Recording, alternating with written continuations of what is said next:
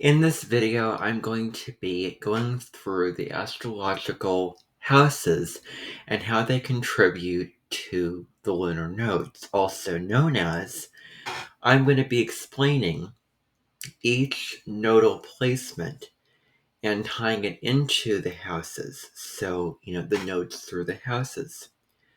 So the north node through all 12 houses and the south node through all 12 houses in astrology. Now, the lunar nodes are, in astrology, they are bodies, they're planetary bodies. They are directly opposite each other. So if the north node is in the 12th house, the south node is going to be in the 6th house. So there's 12 houses. Each of the houses correspond to the 12 zodiac signs. So you have the first house is Aries, the second house is Taurus, etc. So back to the nodes.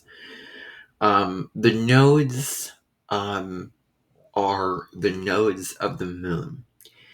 And so the south node is what we're already coming in with, our gifts, our talents, our comfort zone, our habitual patterns that we come in with that we're so used to, sort of the place that we can default to or drop back into. It's our comfort zone, and we're very familiar with the sign and house that the south node is in our own natal charts. It represents, who you really are in terms of your feminine self. And it can also link to your innate emotional needs. But then the North Node deals with your needs in this lifetime to grow, to, expand yourself, to evolve.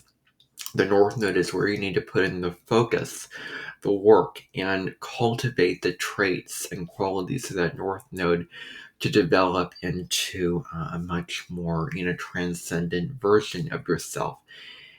Getting the Emmy Award for being in a movie as opposed to being a typecast actor or actress. The typecasting is your South Node, while getting, an Emmy Award, winning the Academy Award, is the North Node. So that's another way of doing it. So the North Node is new territory. It can be challenging and scary, and it may be the last place that you want to go towards. But if you want to feel happy and that your life is filled with purpose and, enriching meaning on a soul level, then your North Node is definitely what needs to be integrated. As well as, with your South Node, not getting too caught up in the South Node, but not also going too far into the North Node that you lose your sense of who you really are and that you forget to drop in to that and come back home and relax and take a breath and find a place to land, because that North Node can be all-consuming at worst. And there's a sense of it never being enough. It's just never satisfactory, no matter how much energy we put into each of the nodes individually, the North Node and South Node on their own. It's never going to feel like enough unless that balance is there. So that's the other really key thing about the North Nodes, is that it's not an either or, it's a both and. So the houses in astrology 1 through 12 are the areas of life where, let's say, a planet in a certain sign, where it shows up, where you're expressing, showing, putting in that energy, those gifts, those personality traits, those habits, and what you need to grow and develop into in this lifetime when it comes to a part of your purpose and your destiny and your personality, which is your blueprint in your natal chart makeup. So the houses are the areas of life that whatever placement in your chart will show up in. So, and all those houses really tie into houses 1 through, all 12 of the zodiac signs. And I'm not going to go through every one of the houses because then I would be giving away everything that I want to explain in this video. So I'm going to go through the meanings of the houses as I go through the different nodal placements. So let's start. Hopefully there will be timestamps for you to find where your your north node and south node placement is. You can skip directly to that, or you can learn about other people's north node, south node placements in terms of the houses. I am going to be covering all of the house placements for the south and north nodes in this video, so this may be a long video. I have a whole series of videos that I just got done filming about the south node and north node through each of the 12 signs.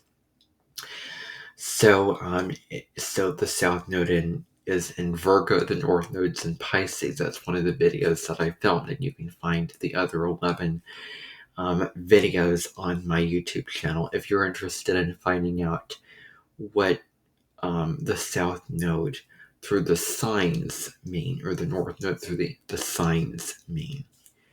But on this video, it's going to be all of the houses.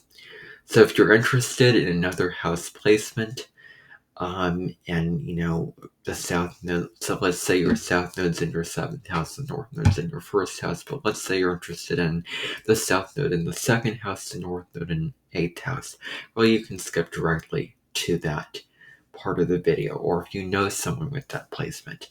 So you don't necessarily have to have that placement in order to find insight and value and meaning from the information that I'm going to be giving. But you can do whatever. But preferably listen to your own placement, your own south node house placement and north node house placement. And again, it's going to be directly opposite. So if your south node's in your 1st house, the north node's going to be in your 7th house. So that is the first placement that I'm going to talk about. So without further ado, let's get into it. So if the south node if you have your south node in your 1st house, then many past lifetimes were spent on your own. You were independent. You were a pioneer of your life. You were self-sufficient. It really was about you being an individual and perhaps trying to survive. It was all about, your needs and wants before anybody else's. And maybe you would have to fight for those things to be able to get those things. So being alone is very comfortable, very familiar. Being independent, being self-sufficient, as I said before. And the other downside with the south node in the 1st house is that you may have acted either aggressive or impulsive to get what you want without considering others, needs and feelings and opinions of you. And, developing relationships others was not a focus for you in past lifetimes. So those aggressive tendencies can come up. Those self-righteous and self-centered tendencies can come up. But when the north node's in the 7th house, which is directly opposite the 1st house, you're really here to learn about relationship, to get along with other people, to share the experience of having another person in your life, either through a business relationship or a marriage. That's how it can show up. So you're here to understand how to connect with them spiritually, emotionally, and intellectually.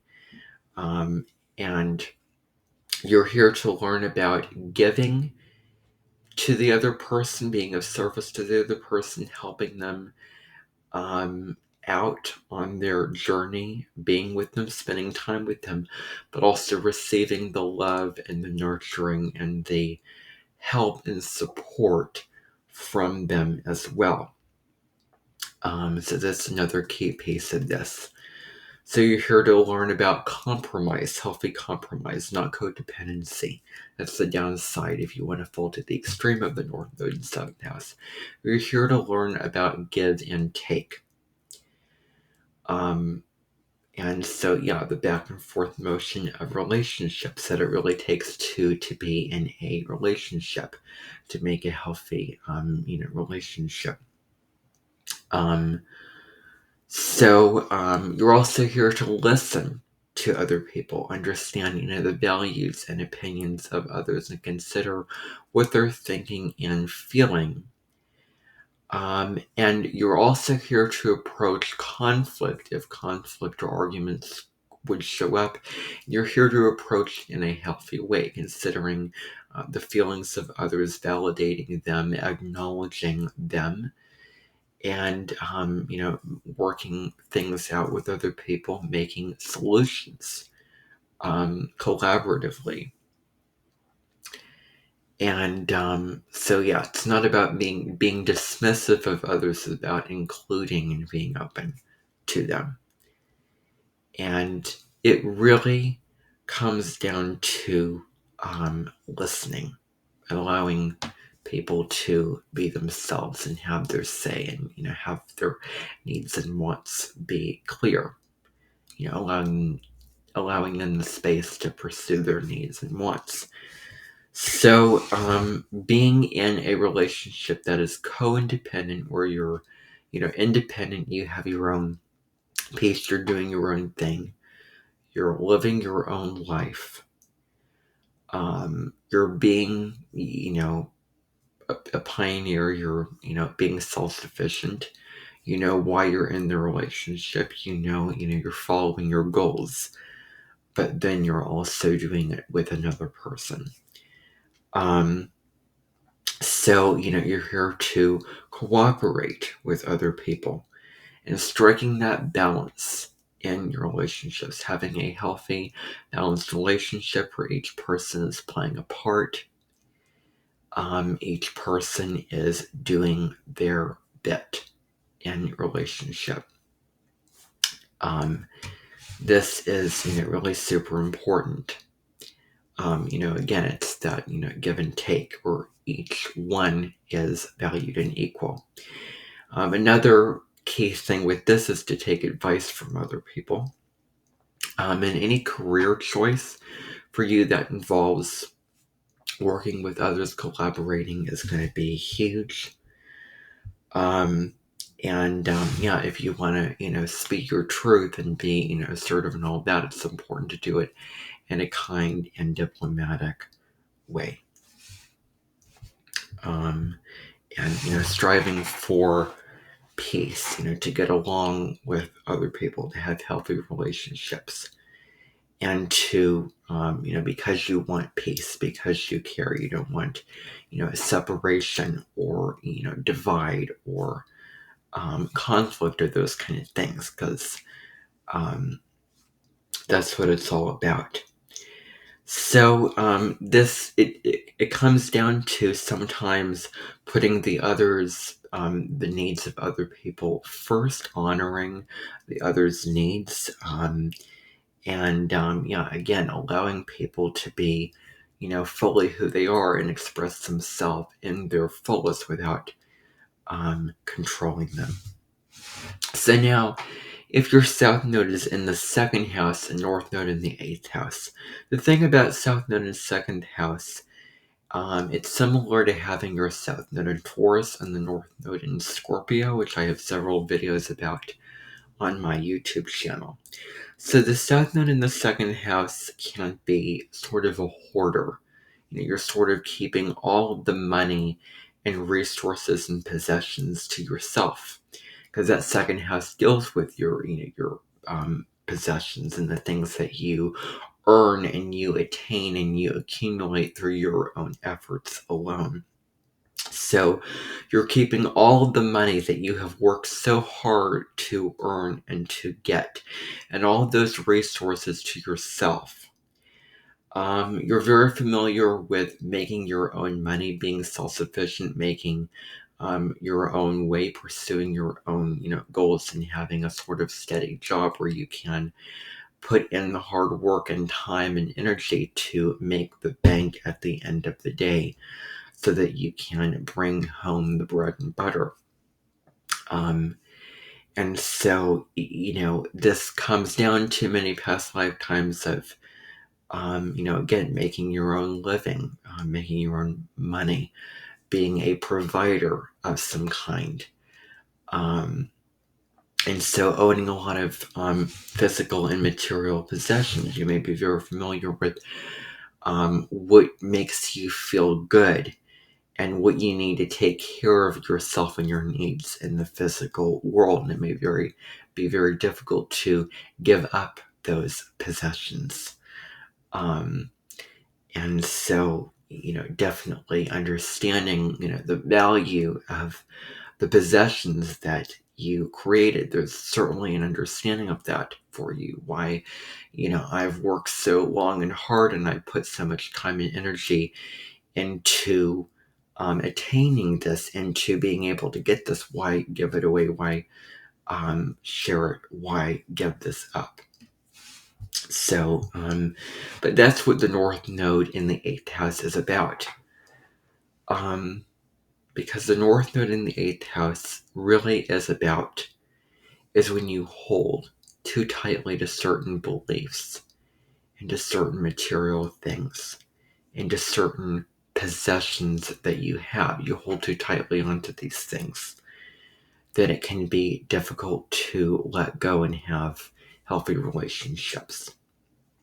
So the North Node in the 8th house really deals with letting go of what no longer works for you in your life.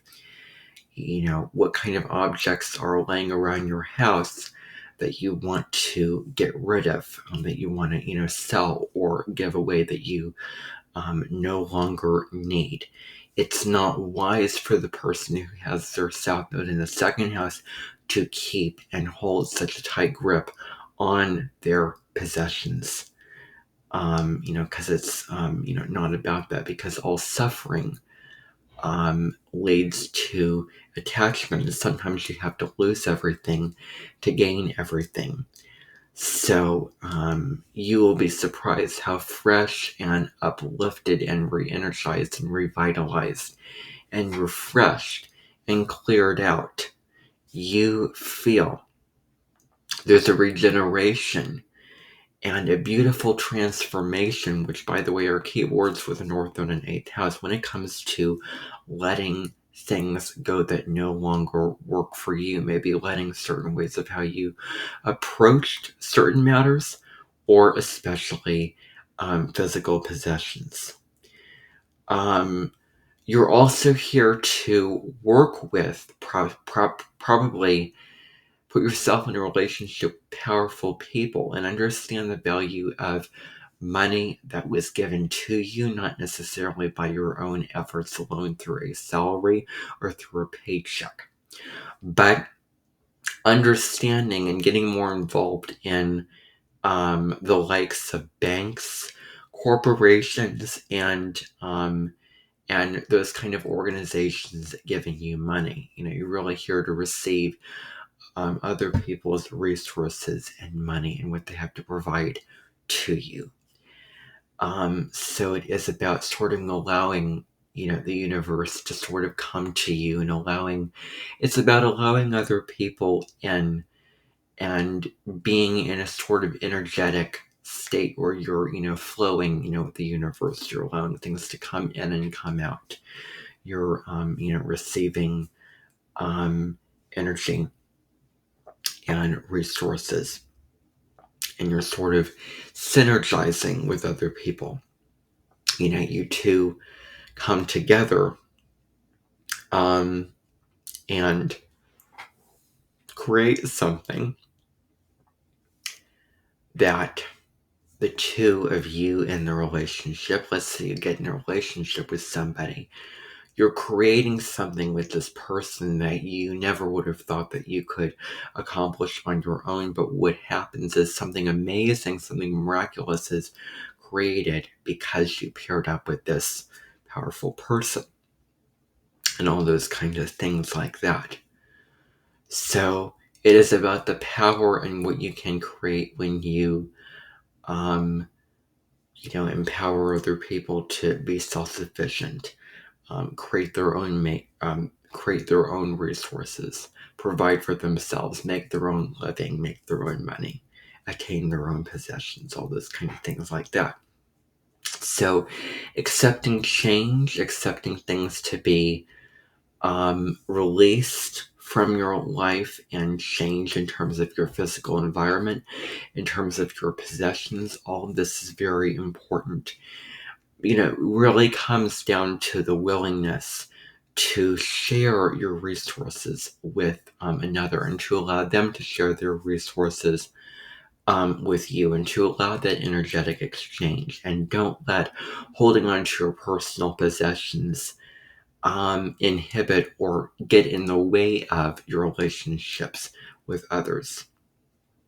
And so another thing with the 8th house, the North Node in the 8th house, is really going deep into psychology and the occult topics, the secretive kind of topics, understanding the emotions of other people, understanding why they do what they do, understanding their intentions, and really being receptive to what they're thinking and feeling on an emotional, spiritual level, where your psychic and intuitive abilities can really, go to the gym and, get themselves worked out. And strengthening those things can be a very good thing and healthy, beneficial thing for you, where it's about, perhaps going to therapy, feeling those deep, dark, and intense emotions, and maybe the things that you buried under the surface that you didn't want other people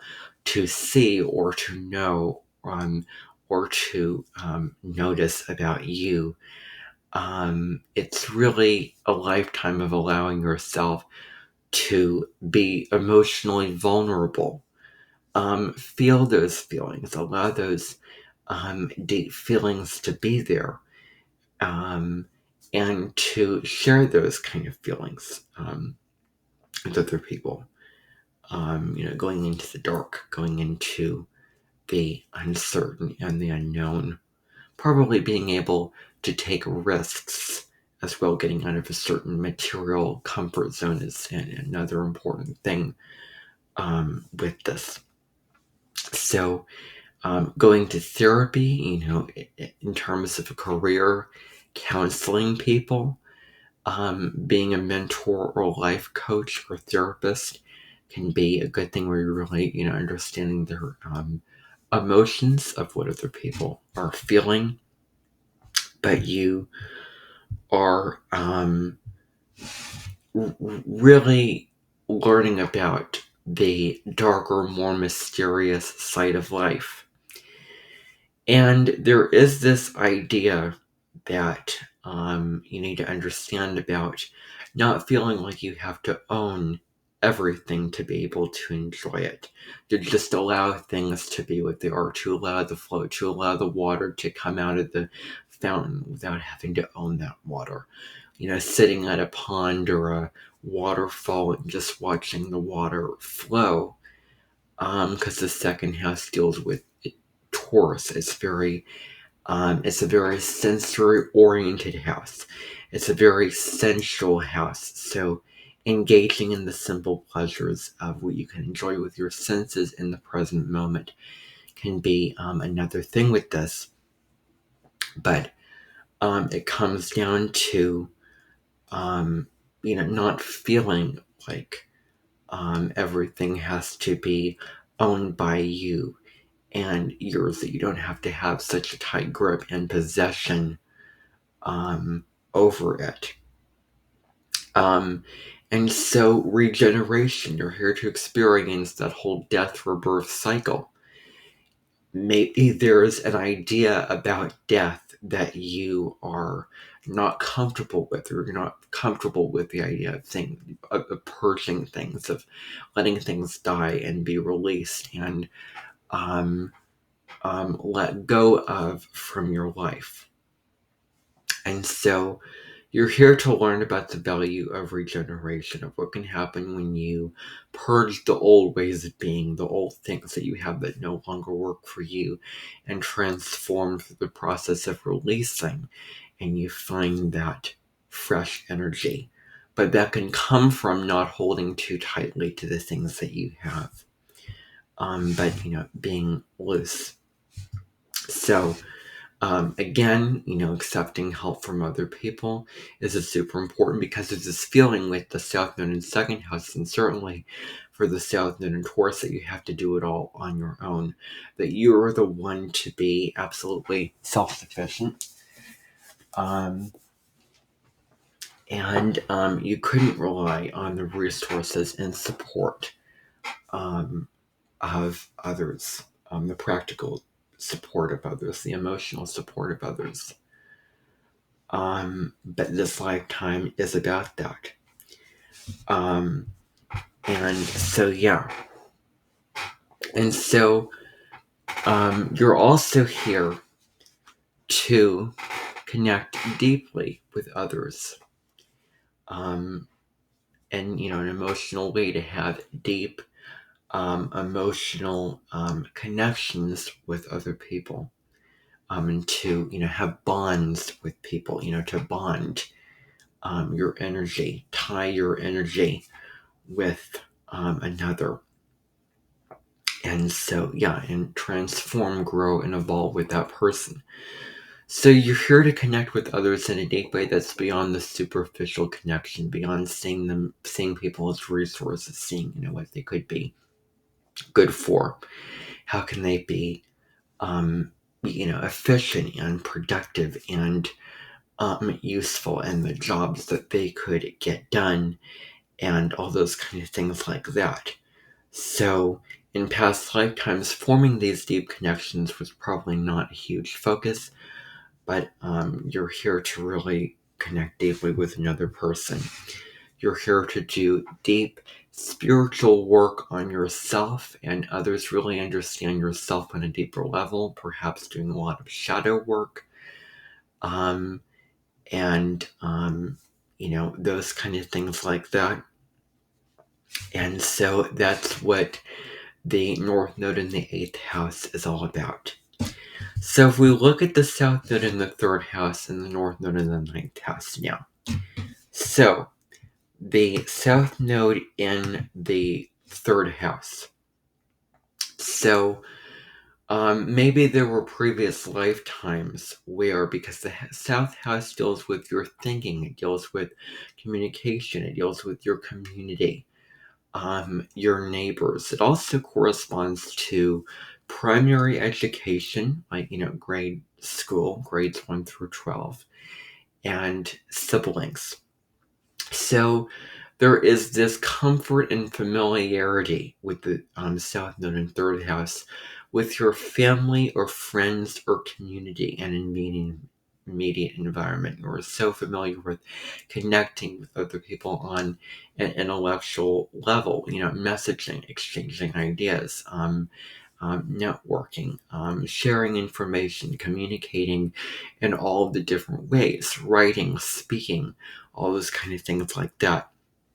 The 3rd house also deals with short distance travel. So you might be, one to go on a lot of short distance trips, as opposed to traveling to foreign cultures and foreign lands, and exploring lands and cultures and people that are very different and foreign to what is in your immediate environment. So that's also another aspect of the 3rd house. So, you're really tuned into the little details, the nitty gritty, when it comes to communicating with other people, all the little details and collecting the information. You're sort of like a sponge that gathers up all the little bits of data and information that people are saying, and all those little details in that. Taking in new information, really getting very absorbed into the opinions and words and thoughts of others.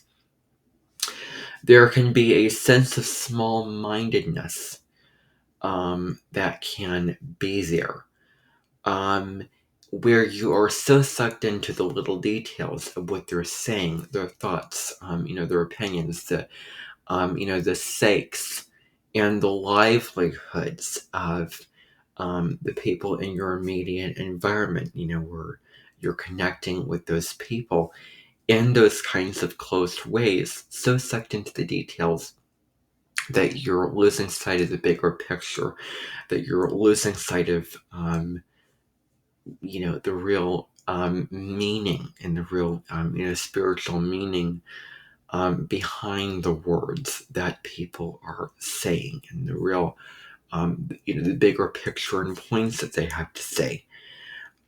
So there is this high concern with staying in one place and, again, too caught into the opinions of other people, to the point where it can lead to being very scattered, and it can lead to analysis paralysis. It can also lead to indecisiveness, where you're not sure what path to take because you don't want to disappoint or let down this group of people by the path and by the decision and the direction that you want to go down.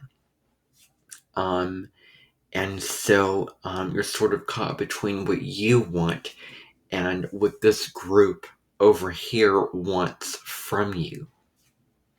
And so there is this tendency to get too caught into the information, that, again, you will cite as a larger vision.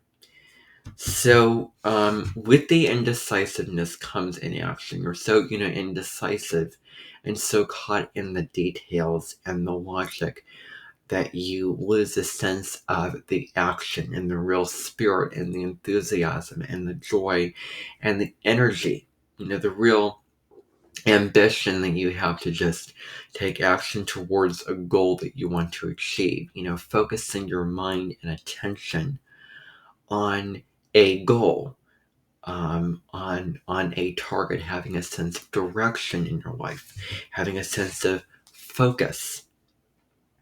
And so you're here with the North Node in ninth house to acquire higher spiritual knowledge and higher spiritual meaning, especially in your interactions with other people. With the North Node in the ninth house, it also comes down to learning the universal truths, and the universal laws as well. So you're here to look into religion, a religion, a faith that resonates with you. You're really here to find your own spiritual truth. The whole idea of, religion, not, blindly committing to that, because, it's not about that, but it is finding your truth through religion. So, religion, this can be spirituality, finding your own personal truth that goes beyond your, in the intellect, the logical mind, and the truths of other people. You're going beyond just the perspectives of other people, and you're turning it within yourself to find your own personal truth. You're here to explore your own philosophy, your own outlook and perspective on life. And, examine your belief systems. Are they uplifting? Are they positive? Are they joyful? Are they optimistic? Do they give you a sense of meaning and direction and a sense that you can, accomplish great things and live a fulfilling life? Or is it a very negative philosophy viewpoint? So, again, seeing the world from a broader lens, you're sort of here to outzoom that. Yeah. So, traveling, exploring new cultures, getting involved in new ways of being.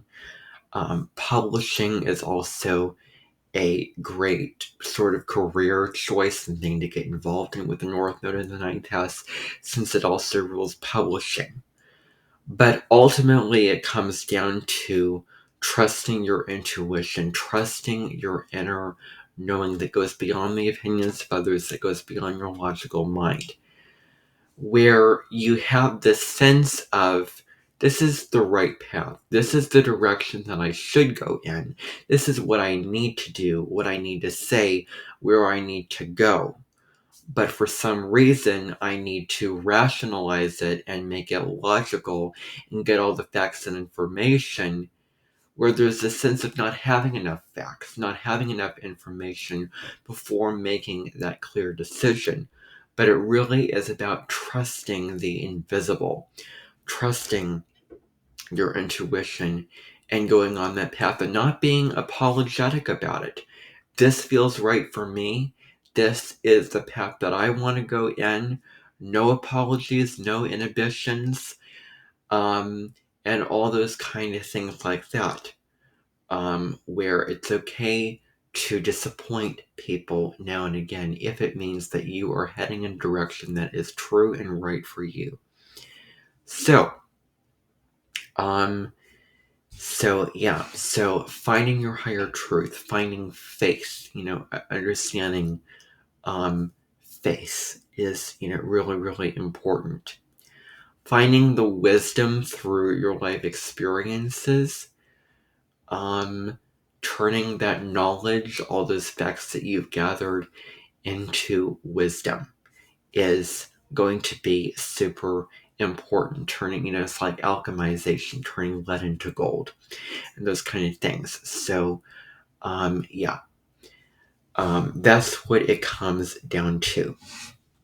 So now, if you have the South Node in the 4th house and the North Node in the 10th house, this placement is very similar to having your South Node in Cancer and the North Node in Capricorn. So if your South Node in the 4th house, there is a sort of, I don't want to use the word babyishness, because I would open myself up to criticism potentially. And I am not the type of person to, talk about, you're being babied and, quit being a baby, all those kind of things like that. And saying that as someone who is an Aries, well, that's just a negative way to stereotype the Aries zodiac sign.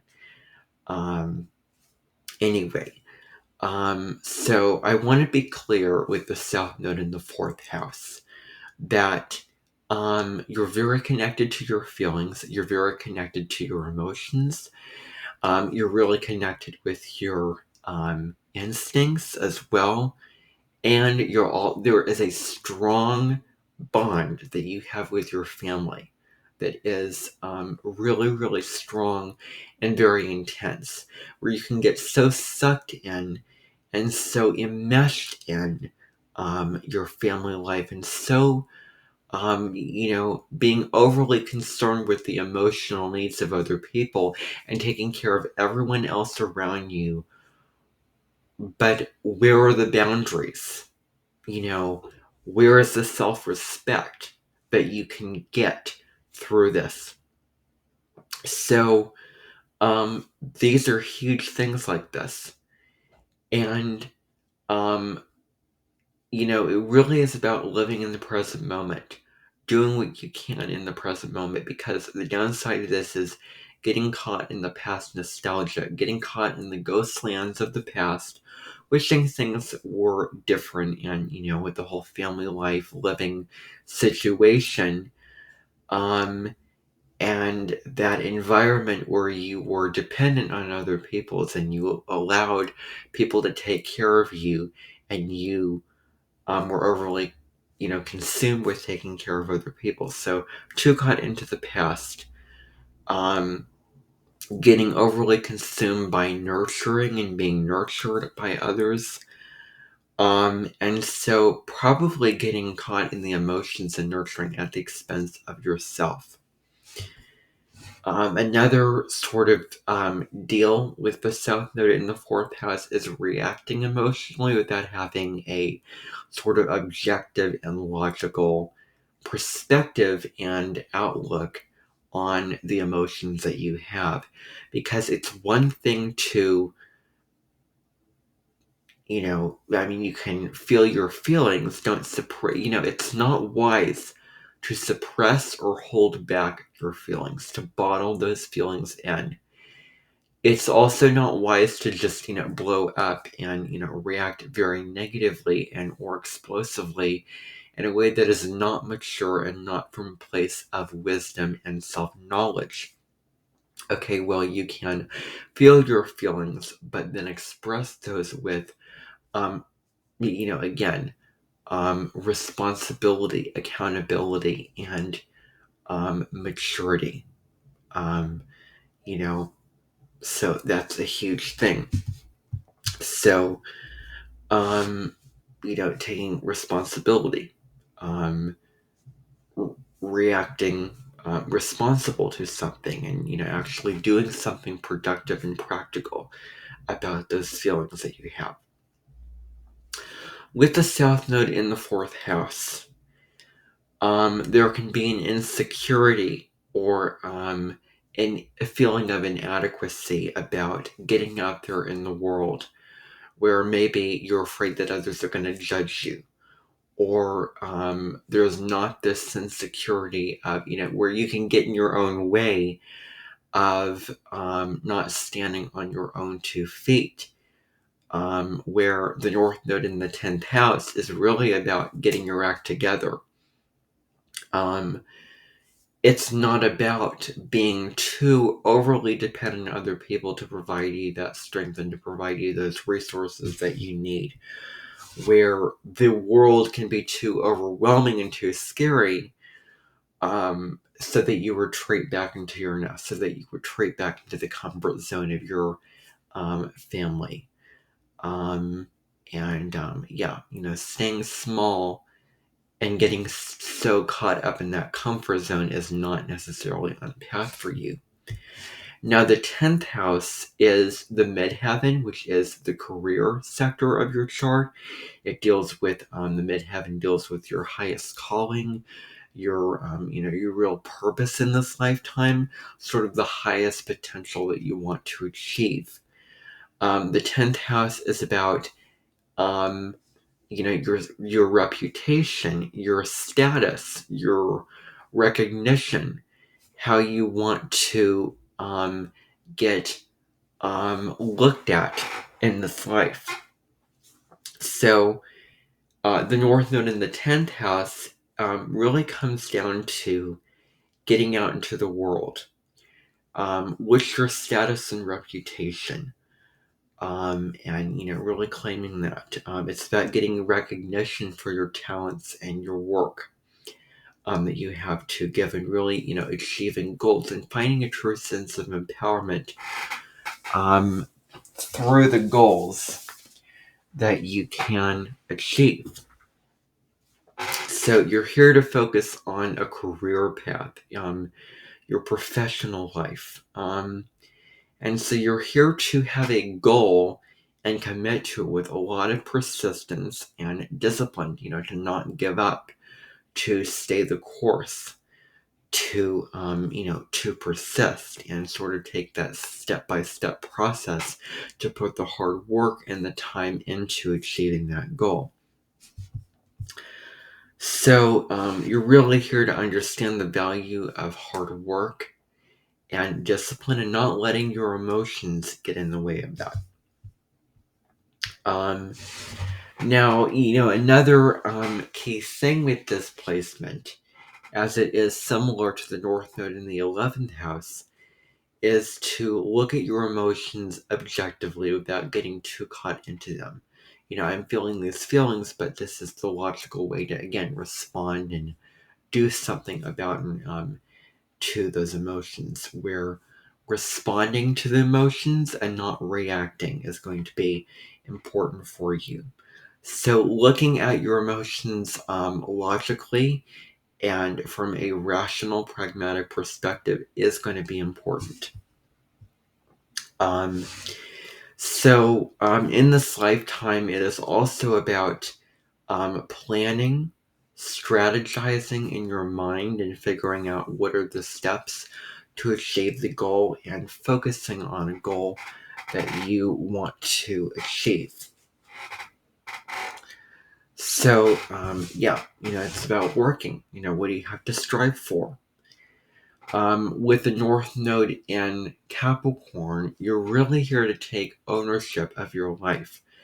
Where if you haven't been in the driver's seat of your life yet, you're really here to take the lead, be the leader of your own life, and to not neglect your needs and your wants and your ambitions for what you want to accomplish out there in the world.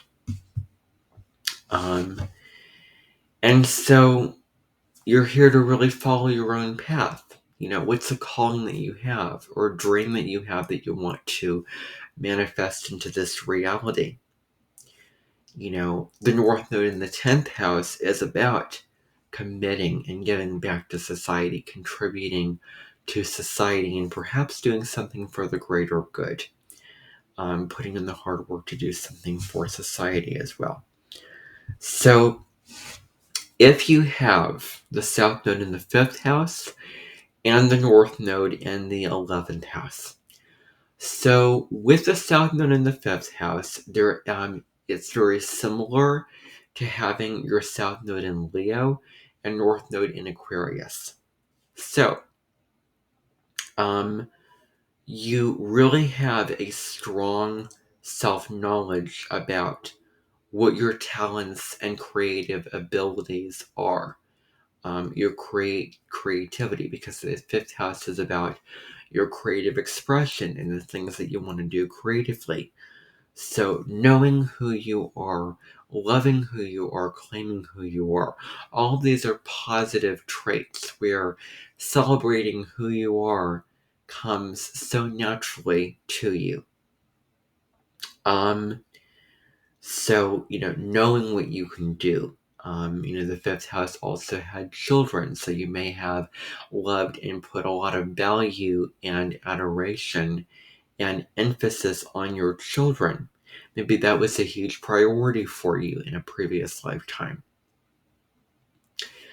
The thing with the South Node in the 5th house is that you craved being the center of attention, that you thought that you were perhaps a king or queen. You wanted everyone to provide you with exactly what you wanted and needed and wanted everything to go your way. You wanted everyone to give you the attention and validation and love and recognition. You wanted people to achieve, to appreciate your creative abilities, your creative talents, and what you have to give to the world. But it doesn't feel like you're getting enough validation, enough attention, enough love. And it will never feel that way until you integrate that North Node. So you can get too caught up in a sort of suction cupped vantage point of, that it's all about you and you alone, that you're the center, you're the all end all. And so there is this tendency to become egocentric, to want things your way, to perhaps there's an arrogance that comes in with the South Node in 5th house, where the ego wants what it wants, and at times it may stop at nothing. Because Leo, which corresponds to the 5th house, is a fixed sign, and fixed signs have a lot of will and determination to go to the ends of the earth to achieve what they want. And so, there is this defensive, where it can be very difficult to accept and acknowledge and be open to the opinions and perspectives of other people, where you shut others down, you close others off, and you judge others for probably being in a different status or place in society, or different, or perhaps below you. that can be something. So maybe it's not easy to be open to the ideas and values, perspectives of other people. The image that I think of with this particular placement is, again, being a king or queen on a throne where everyone provided you things and you didn't, where there's this view of not viewing people as equal to you, but viewing people as sort of additions to you shining in your own tale, in your own story, in your own narrative. So, what needs to be worked on is seeing people as equal to you and really being one in humanity. Maybe with the South Node, you were brought up and raised in a royal and wealthy family, which has a lot of wealth. Or maybe you were alone as a child and you weren't, there wasn't a whole lot of time to develop a whole lot of social skills where, you could work on, connecting and collaborating and getting along with others. So, being alone is probably something that can come in with the South Node in the fifth house. Selfish is used as a sort of dirty, negative word. And the shadow side of Leo is becoming vain and becoming selfish. And that's one of the shadows that, if there's not a whole lot of conscious, effort and conscious, attention and awareness put on this placement, then when things don't go your way, it can be, you could slip into being selfish. So with the North Node in the 11th house deals with your friends, your social networks, your, deals with your community. It deals with also you and your friendship alliances. It corresponds to the sign of Aquarius, which is about the masses. It is about humanity. It is about, you're really here to consider what is for the highest good of all. So you're here to take all those creative talents and gifts that you have and empower other people with a sense of self-confidence, with a sense of personal power, with a sense of glory and shine and love for themselves, where you can empower other people to be their own authentic selves and express themselves and shine in their own spotlight. You're probably here to share the spotlight with other people. And so with the 11th house, you're here to share those creative talents that you have with a group or a community or an organization. You're here to contribute to society.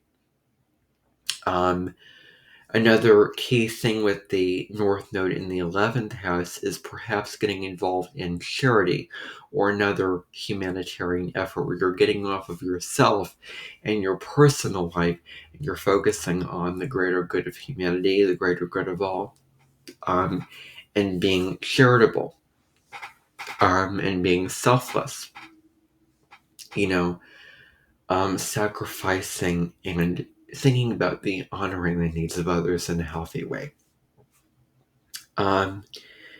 So, you're here to cultivate your social skills. You're here to work on these social skills with, connecting, collaborating with other people, adhering and valuing their ideas, networking.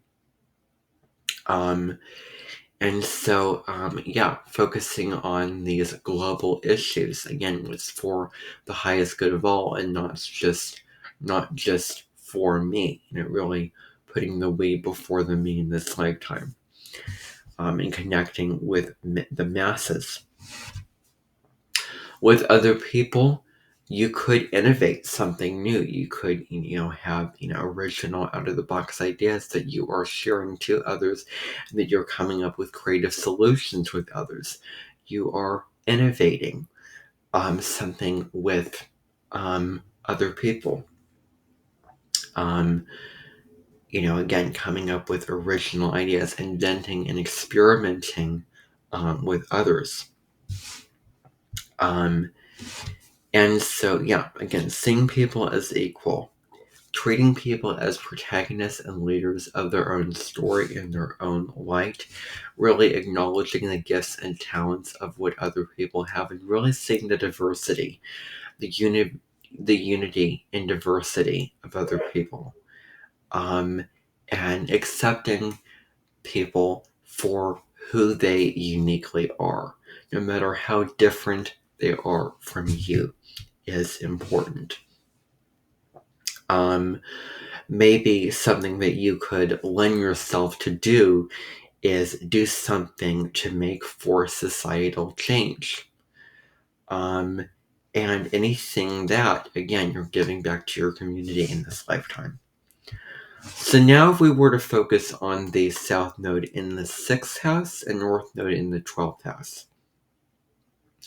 So if you have your South Node in the 6th house, what is comfortable and familiar to you? Well, it lies in the practical, because the 6th house deals with the practical day-to-day work, your daily routines, co-workers, your job as opposed to your career, how you make money.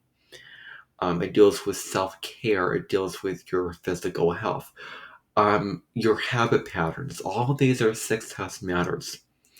So you're very familiar with the logical and the practical. The mundane work, the details of your life, the little things that really define who you are as a person.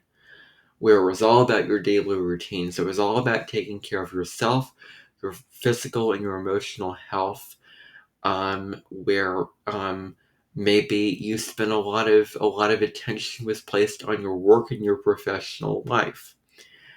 But another huge important aspect of this is service to others, where lifetime after lifetime you were in service to others, where if you had the ability to do something and if you could get something done, then it's about doing it. It's about taking action, where, do you need something? I can provide you with it. Where you use the logical mind to be of service to other people. And this was so huge, where you probably overworked yourself being in service to others. You were probably a martyr, over giving, and not doing it from a place of love and truth, but from a place of, I'm the one responsible, and I am the one that has to get the work done. And yeah, so overworking yourself with displacement. So, over giving to others, where it's natural to, see a problem and just pitch in and help and, just, do something and, um, help another person without necessarily taking time out and replenishing your energy and taking care of yourself, taking time out for yourself.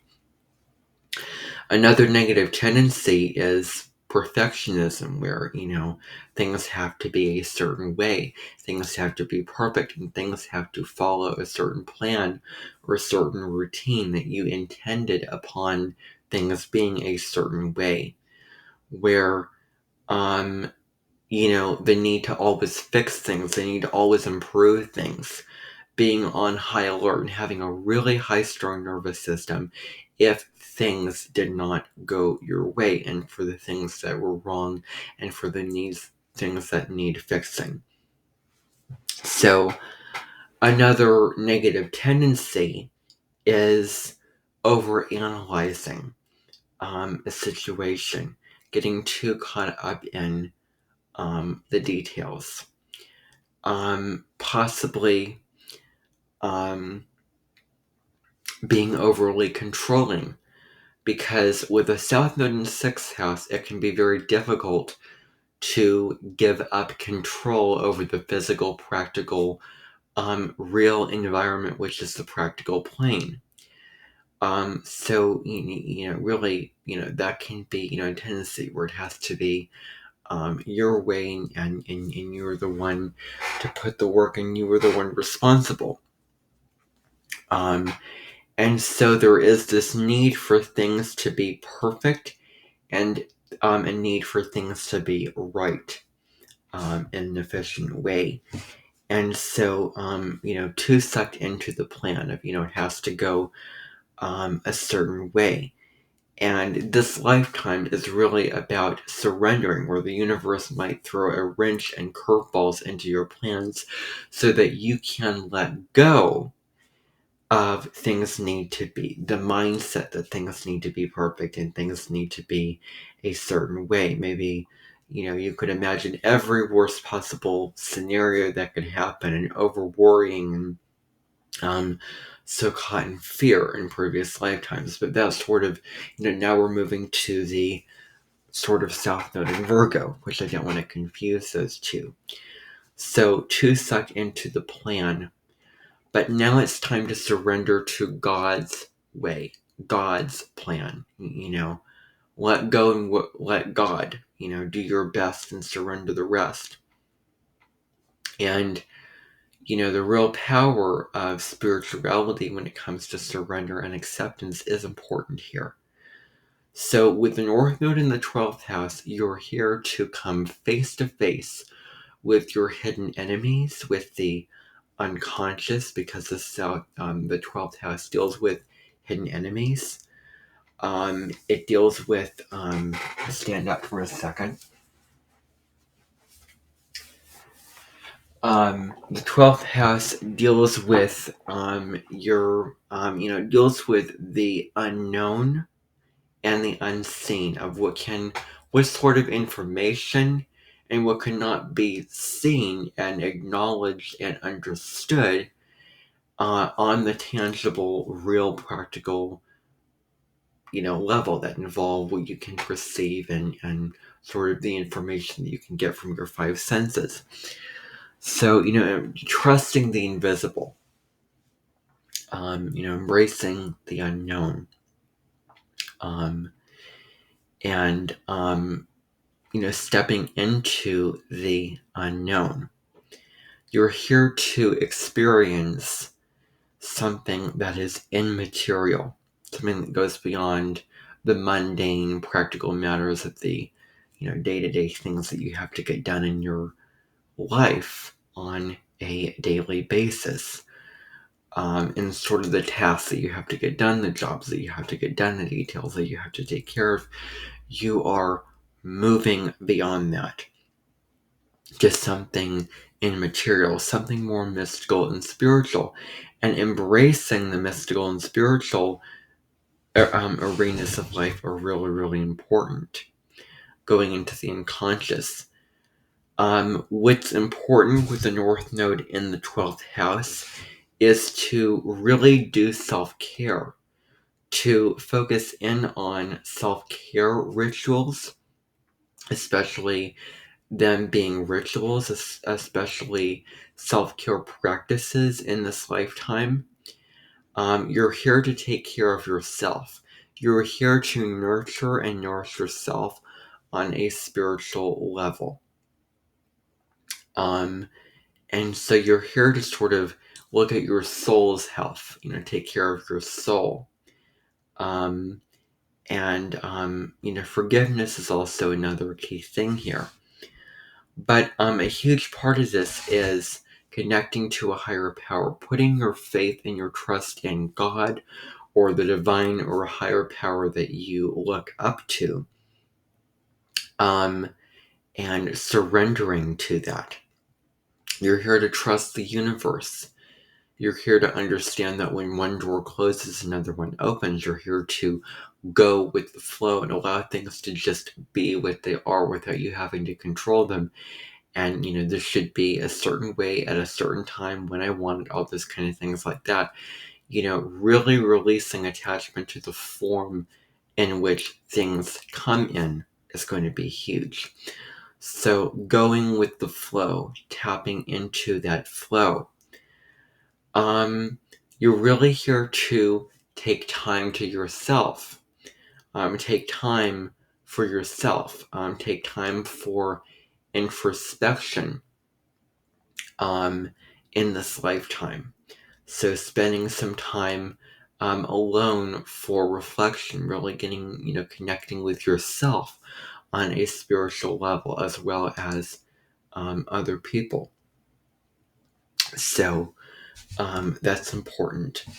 So so spending time alone to, recharge your batteries, to replenish, refresh, and re-energize yourself is going to be important. Really drawing boundaries to, where I'm not, serving other people over here and I'm emotionally and physically, mentally exhausted from this, but now I can draw boundaries and now I can replenish my energy and put my sort of gas mask on first before I go and serve others. So this lifetime really is about trusting your intuition, not getting so caught up in, the logical mind and the the little details. And so you're also here to listen to the hidden messages people are sending to you. Looking for the signs, following the signs, the omens. Um, you know, Really it's about tuning into the feelings of other people. That can be um, really, really important. So, tuning into what other people are feeling on an emotional and spiritual level. It's about, well, this person is feeling this, so I'm, sitting with it. And I'm going to use my intuition to figure out how I'm going to help this person as opposed to just using my logical mind all this time. Hearing what the person is saying and really sitting and taking time to meditate and reflect on what they're saying. You're here to really tap into compassion and empathy, what those things mean, and unconditional love, really connecting with others on a soulful, spiritual level, and having self-love, because there can be tendencies with a South Node in 6th house to judge yourself so much, to criticize or be so hard on yourself for not being enough, for not doing enough, for, having all the shoulds in the world, that I should be doing this, for not, working hard enough. So really speaking and being kind and loving and understanding and accepting of yourself is going to be important.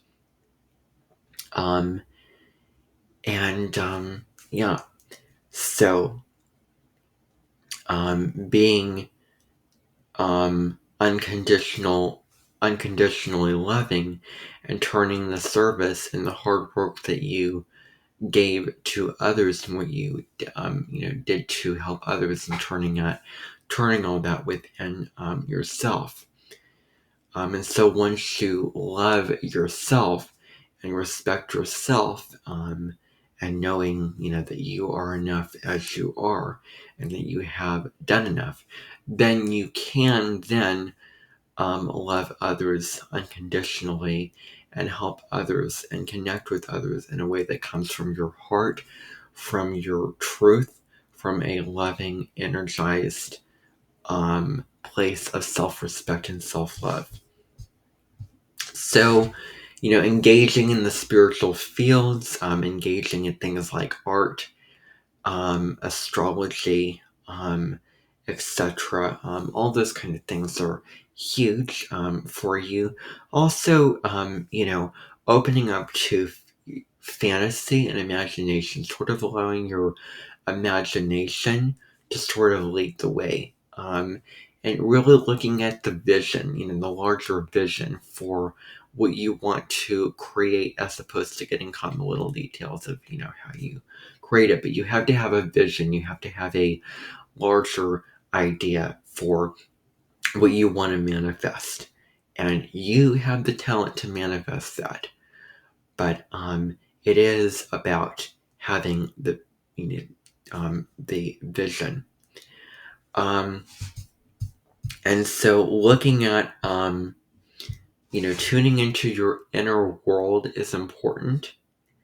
Letting go of your attachment to things being a certain way, and also people being a certain way, because there is this tendency to want to change other people, to want to, fix or improve others for not meeting up to your expectations, but it's allowing just people to be themselves and, stop trying to change and control the circumstances of your environment all the time and change other people. So, and just taking a break from, working and honoring the needs of your body and mind, and, resting is going to be really, really important. And so,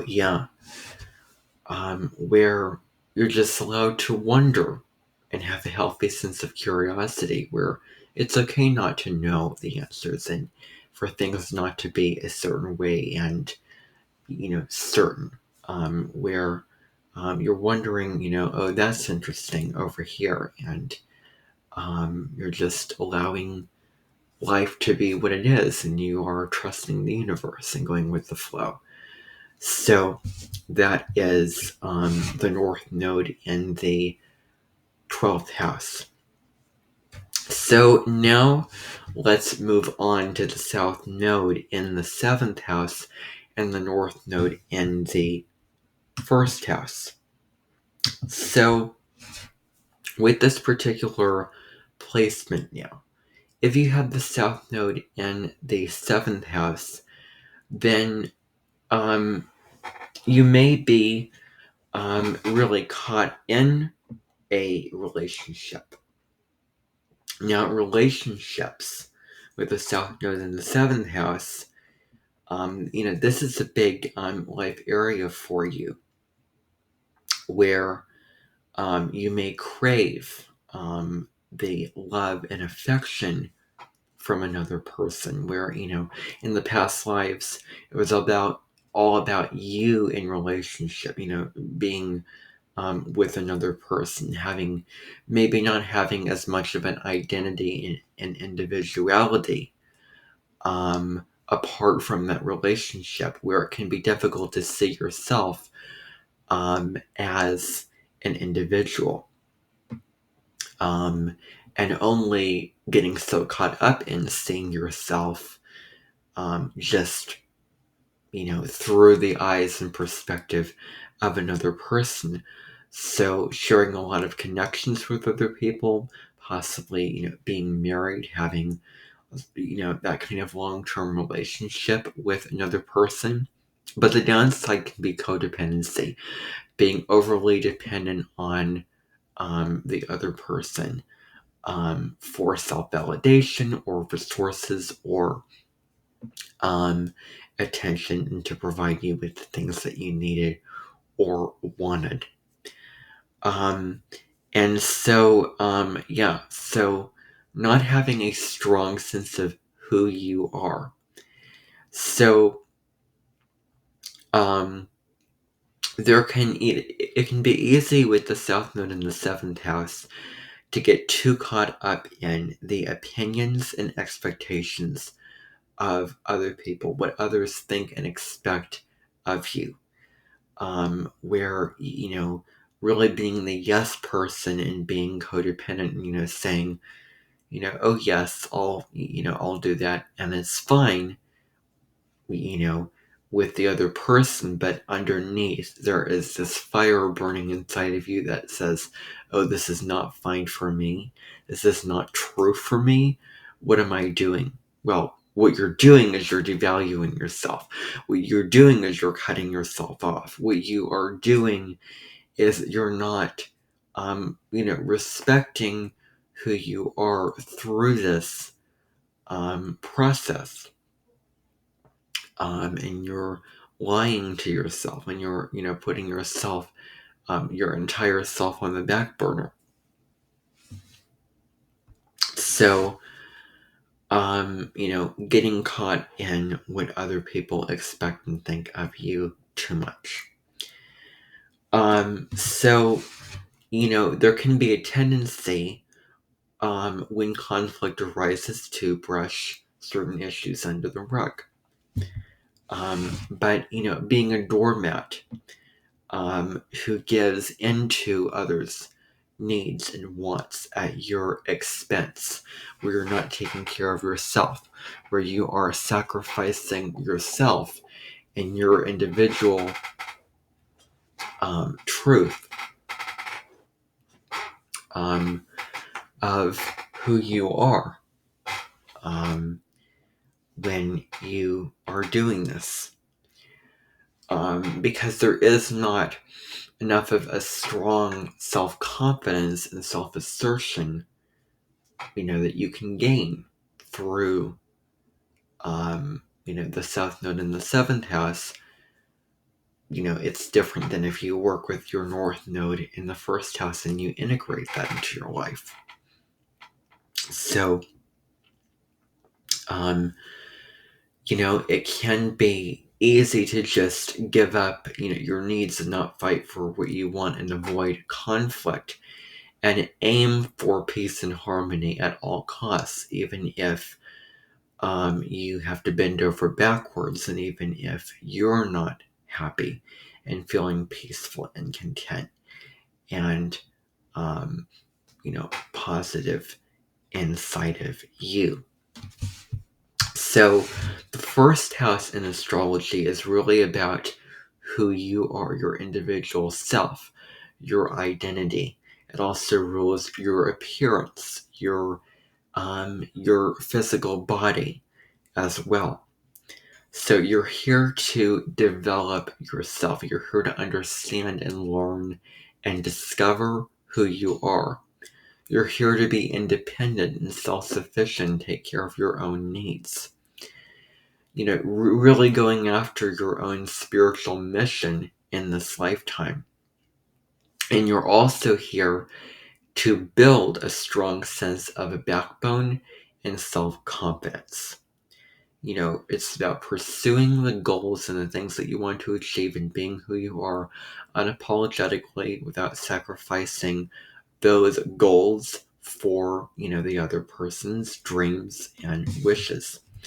It's about exploring your personal style and, what you like and, what you value.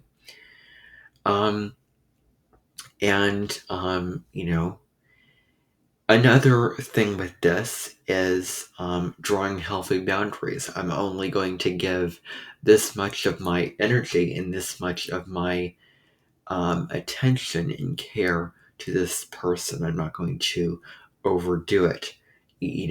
Where, the 1st house is the Aries house. And Aries can be very direct and very decisive and very straightforward and clear cut about, okay, I'm going to draw this line in the sand and I'm not going to put up with this.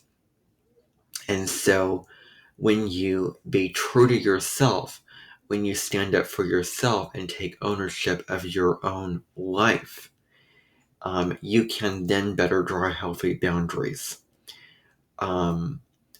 to that other person.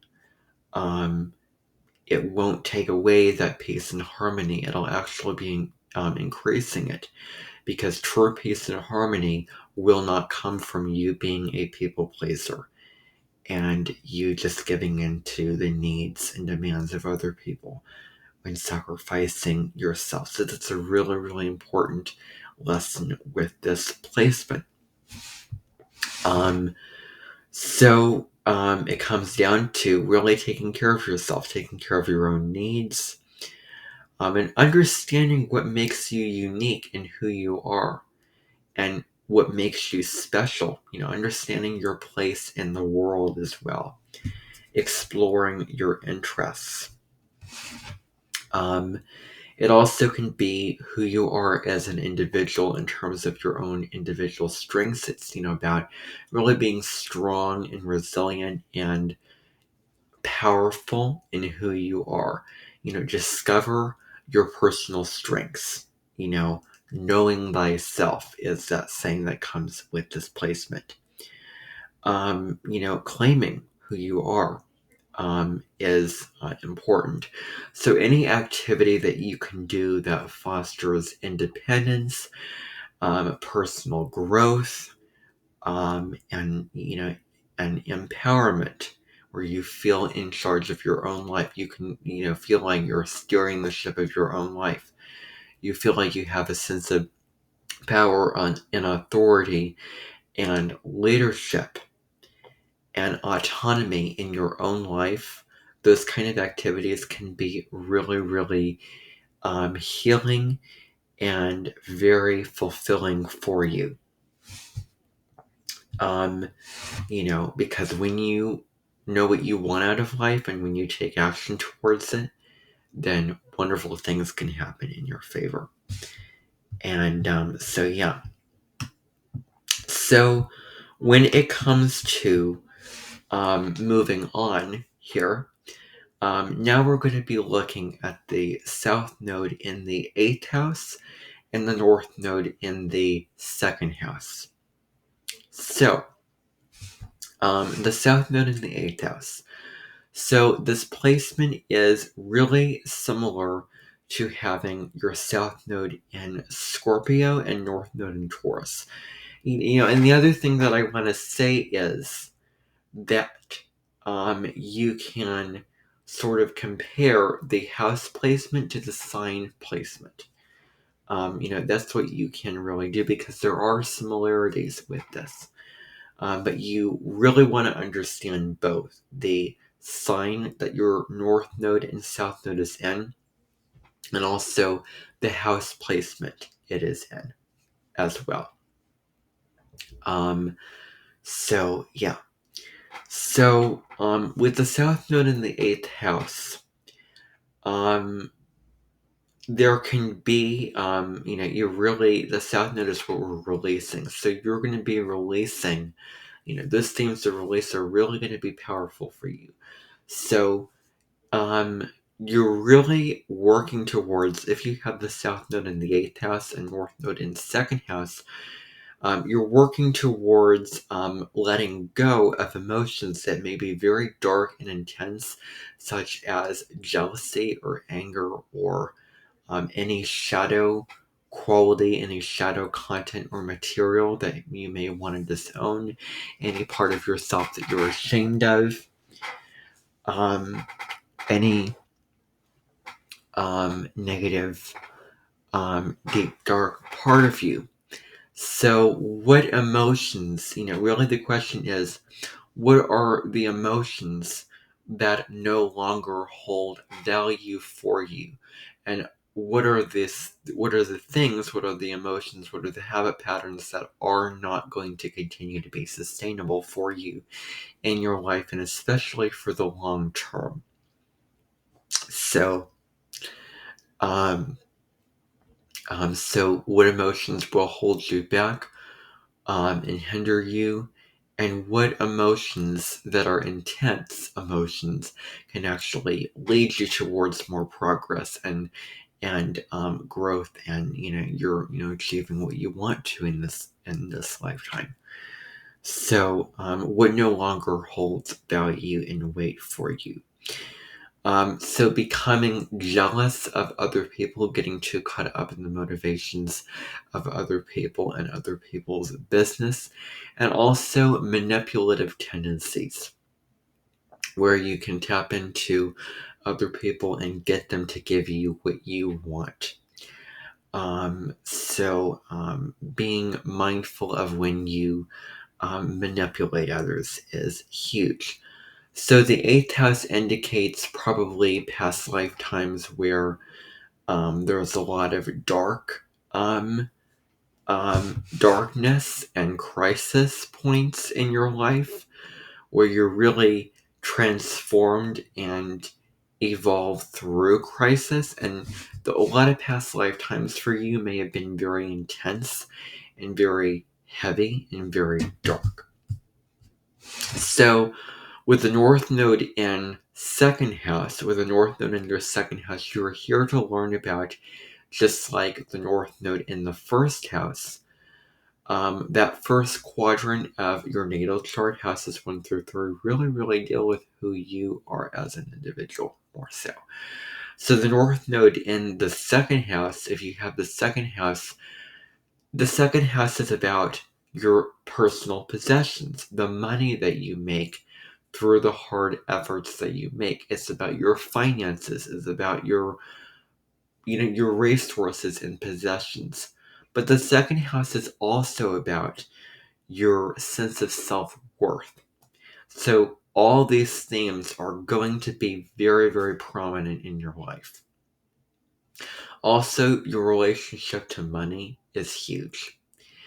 So, So making your own money, making your own finances, really making a living for yourself and taking care of yourself, this is what you're aiming towards, where you create your own possessions and you have ownership of these possessions.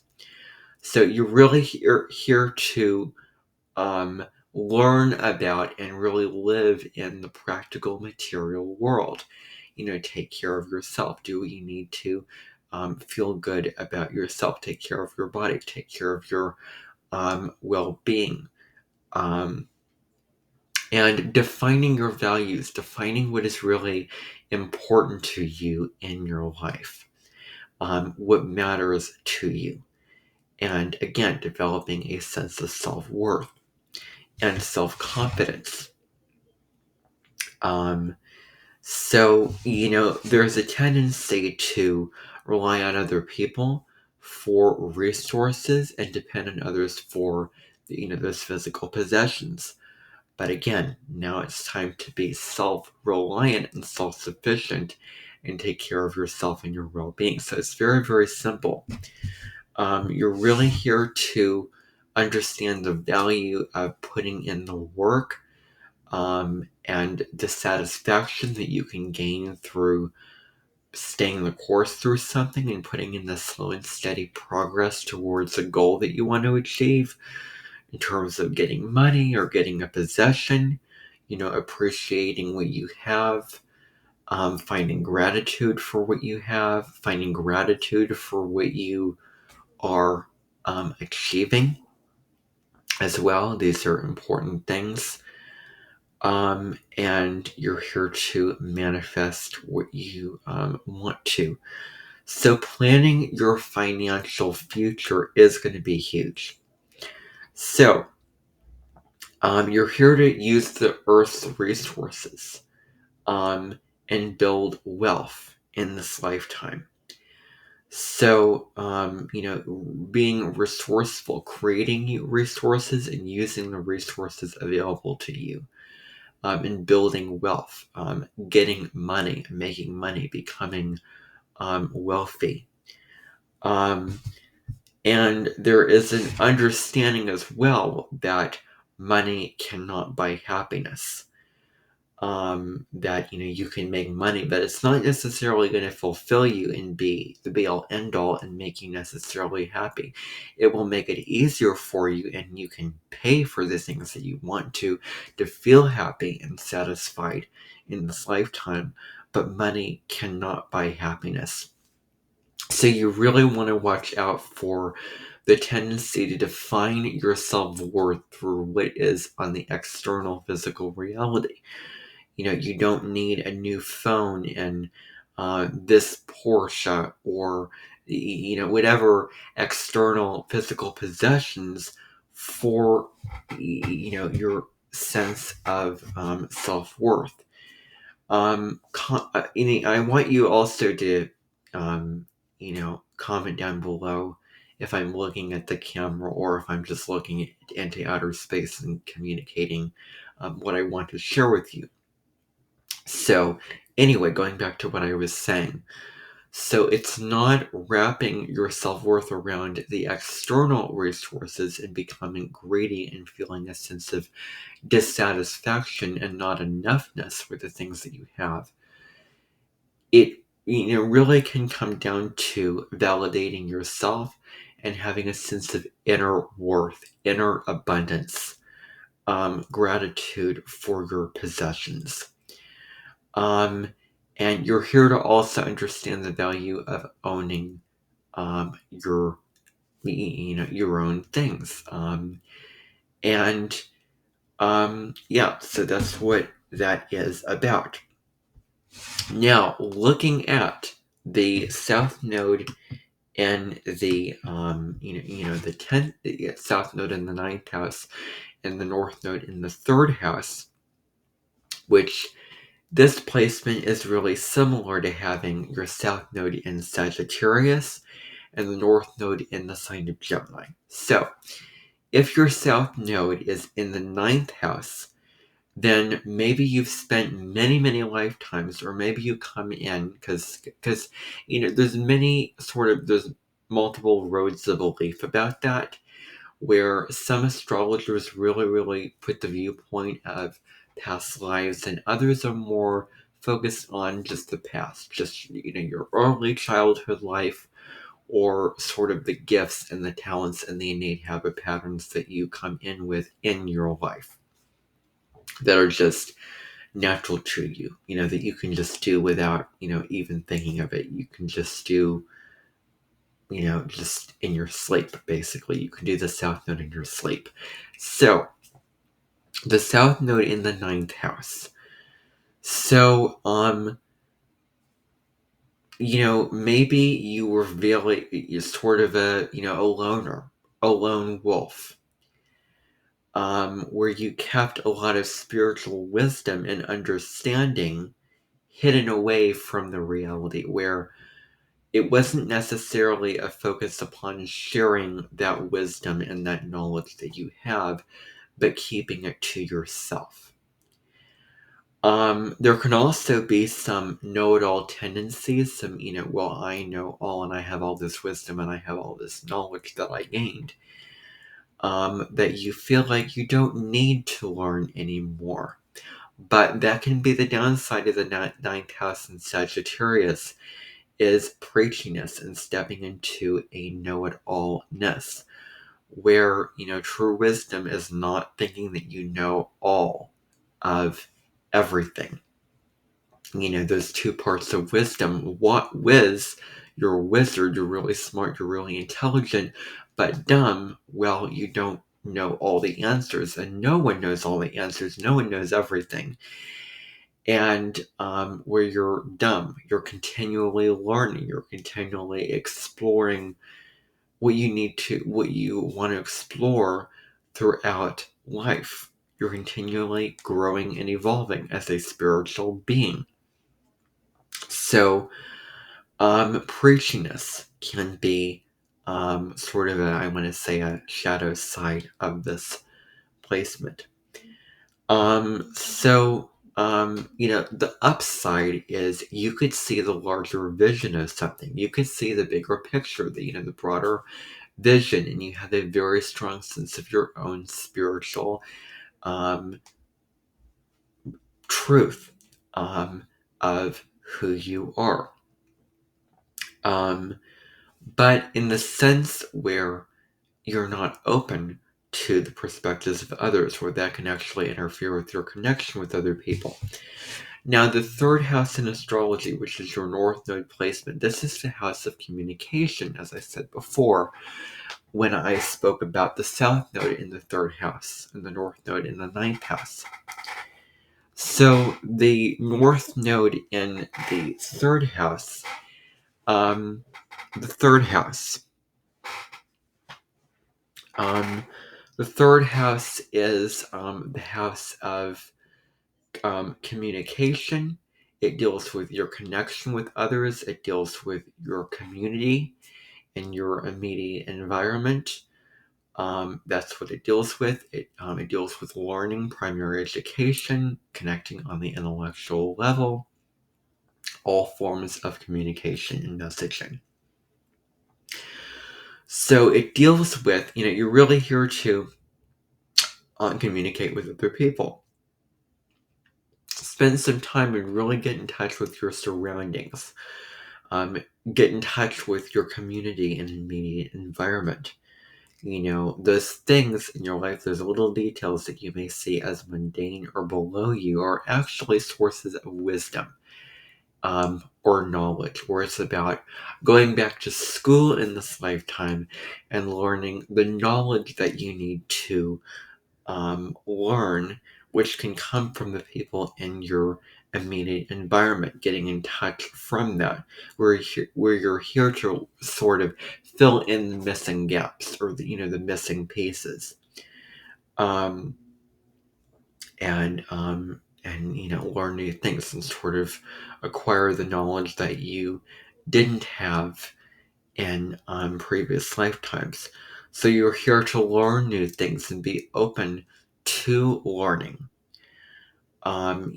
Gathering new information, seeing all different perspectives of something, connecting with others, really having, opening up your mind to curiosity. Another thing with displacement is having a beginner's mind. Is important, a curious, open mind to learn new things and acquire new knowledge. So, the focus is going to be on communication, as I said before.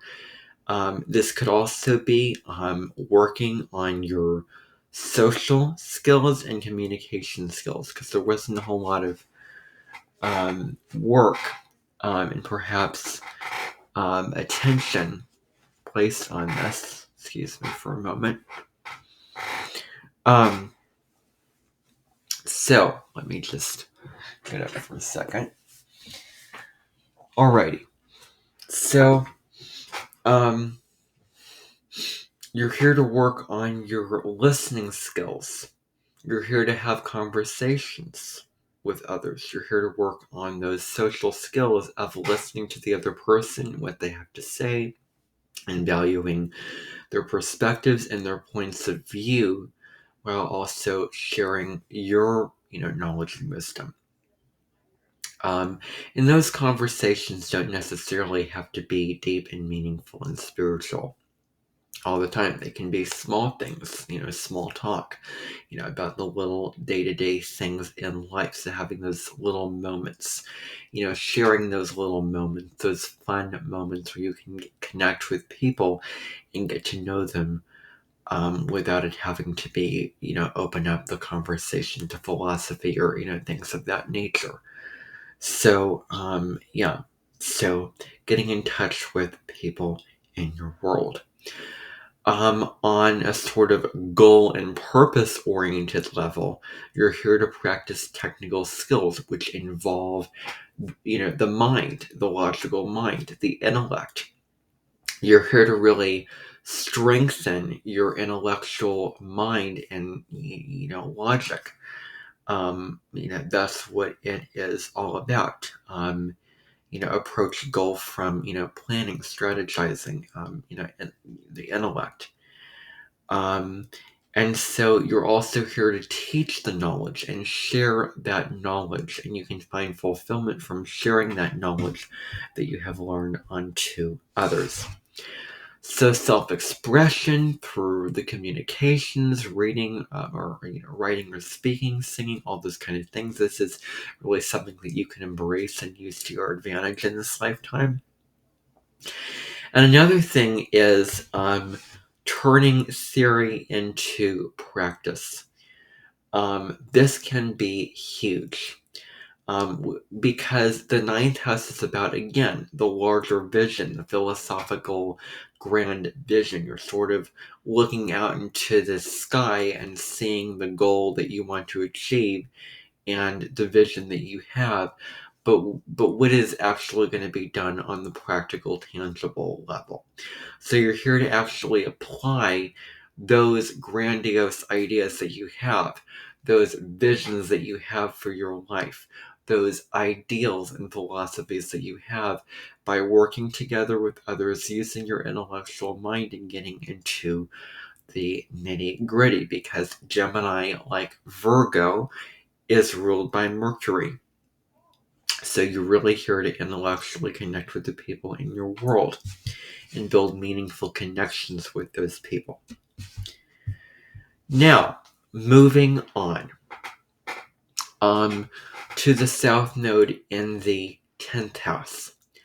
So if you have your South Node in your 10th house and your North Node in your 4th house placement, then with the South Node in 10th house, you spent a lot of previous lifetimes, perhaps, with the focus being on your career, on your professional life, on your status and reputation. It's just the reverse of the 4th house, and the South Node in the 4th house, the North Node in the 10th house.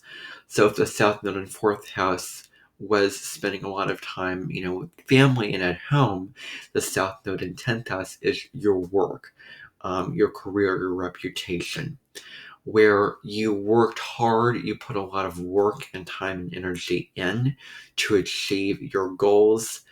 And you're probably somebody who was in charge of a company, a CEO, a boss, an authority figure, somebody like that who made the rules and was large and in charge. That did the big things and made the money and those kind of things like that. So your status and reputation were really huge for you. So the South Node in 10th house can be very busy. There's a busyness with this placement, and ambitious. There's this need where you constantly feel like you have to have a goal, you have to have something to strive for. There's always some way that you can climb up a sort of rung on that social ladder. But in a way, you've already done that, and you've already mastered that in the previous lifetimes. So very ambitious. And you're used to being the one in charge, and you want to create the rules, and you want to be in charge. And it's easy to just go back to just getting the work done and, achieving what you want to achieve alone, on your own, and put your, mind to it and really commit to a task and put your all, into it, moving one foot in front of the other, and be really disciplined and committed to this task.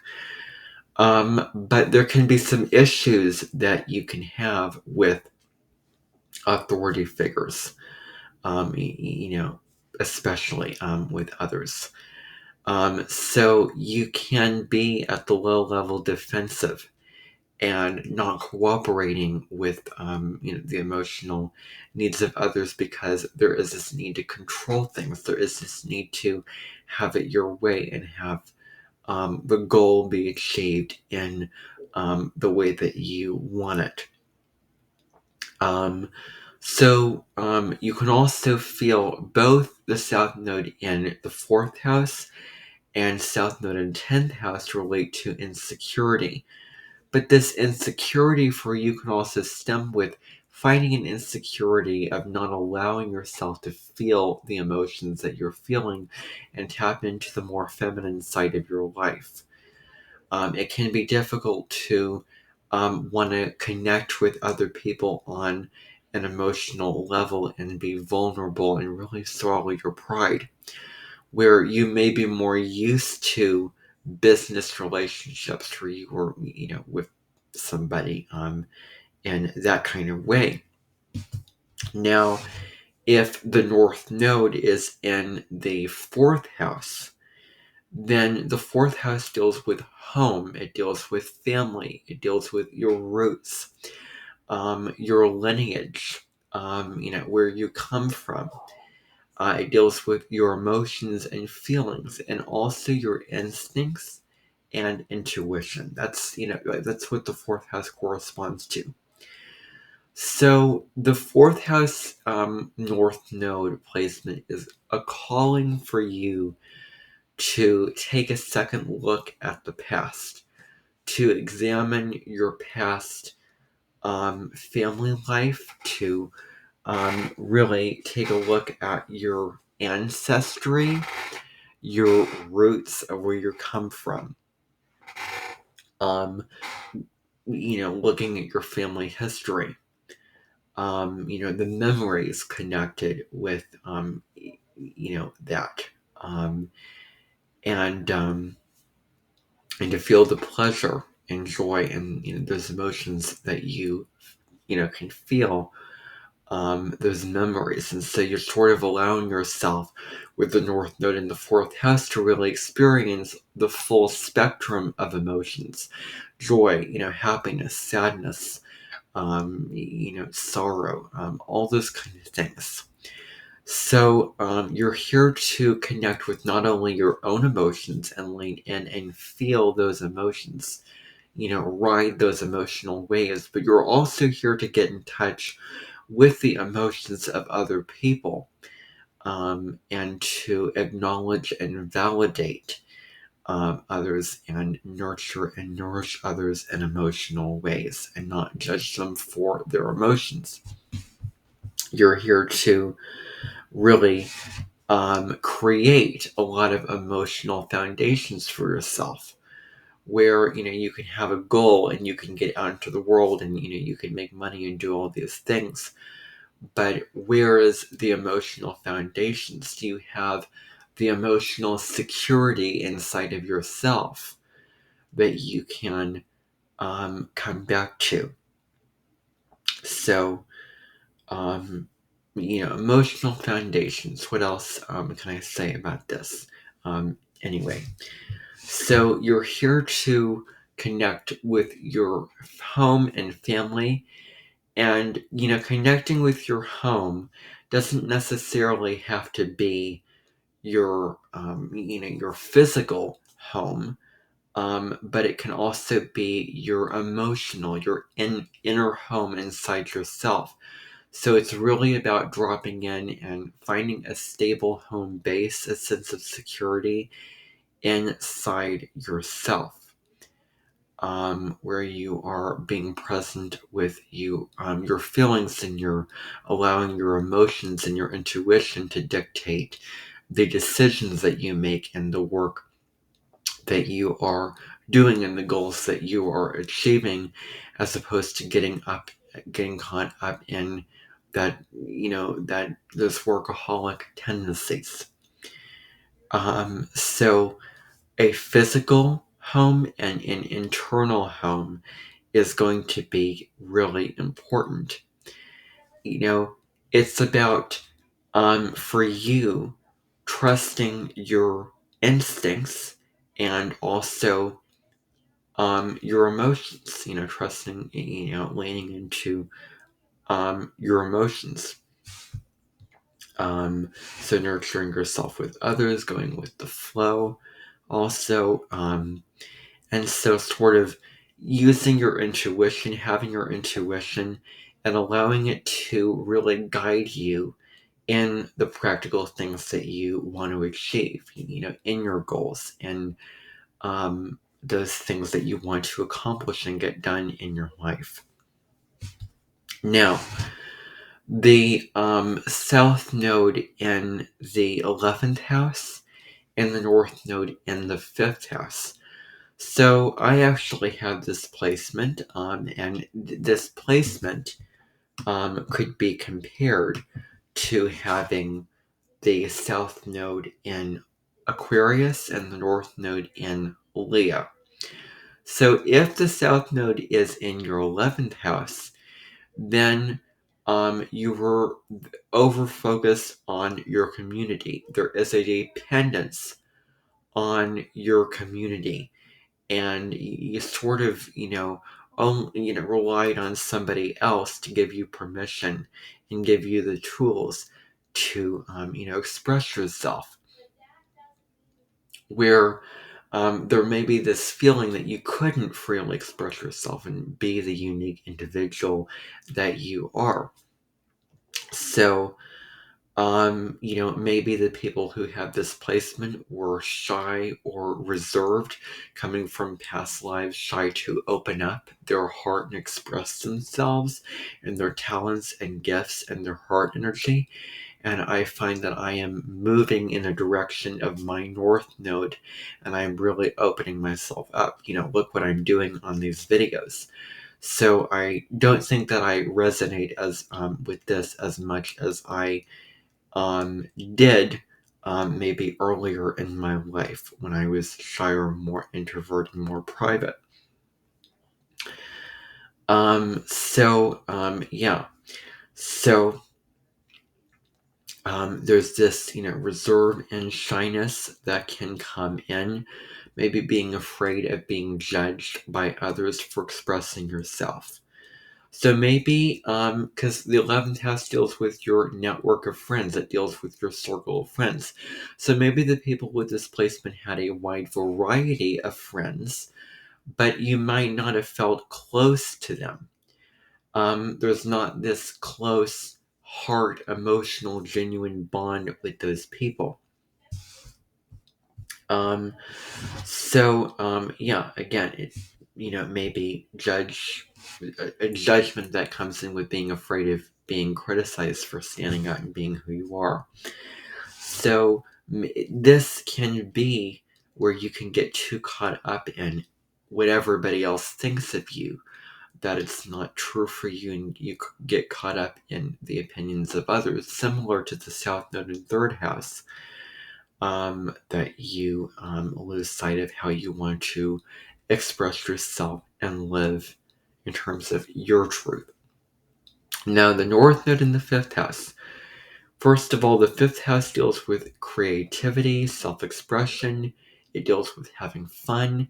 It also deals with romance and children. So you can find a sense of empowerment with the North Node in fifth house, where it's about empowering yourself to co-create your own reality or to create your own reality. It's about really stepping on the path of your passion. Do what you're passionate about. Find what you're passionate about. Doing what really wakes you up in the morning and lights you up. So finding your creative talent or creative hobby and passion and desire, is huge with this placement. So creative expression is huge. Finding something that is something that you can manifest in the real world, that is you expressing yourself from your authentic heart place. This doesn't have to be just music or painting and all those kind of things, but it can be whatever you view as your own personal creativity. So in this lifetime, you're really here to connect with your true sense of authentic self. Leo, corresponding to the fifth house, can get a rap of getting caught in needing the validation of other people. But in actuality, the high road of this sign is for the Leo to take up as much space as it wants to, because it feels a sense of pride and self-love and self-confidence and courage for being who they truly are and expressing in a bold, charismatic way of who they are. And so this is about celebrating who you are and being your true individual self. And with the 11th house, this can be friends, this can be groups and communities. So it's important for you to manifest your vision in your life without being dependent on others to provide it for you. Not just, giving up and just providing, allowing, relying on others and being dependent on others to give you the tools for you to manifest this creative vision that you have. Because that can be, a tendency.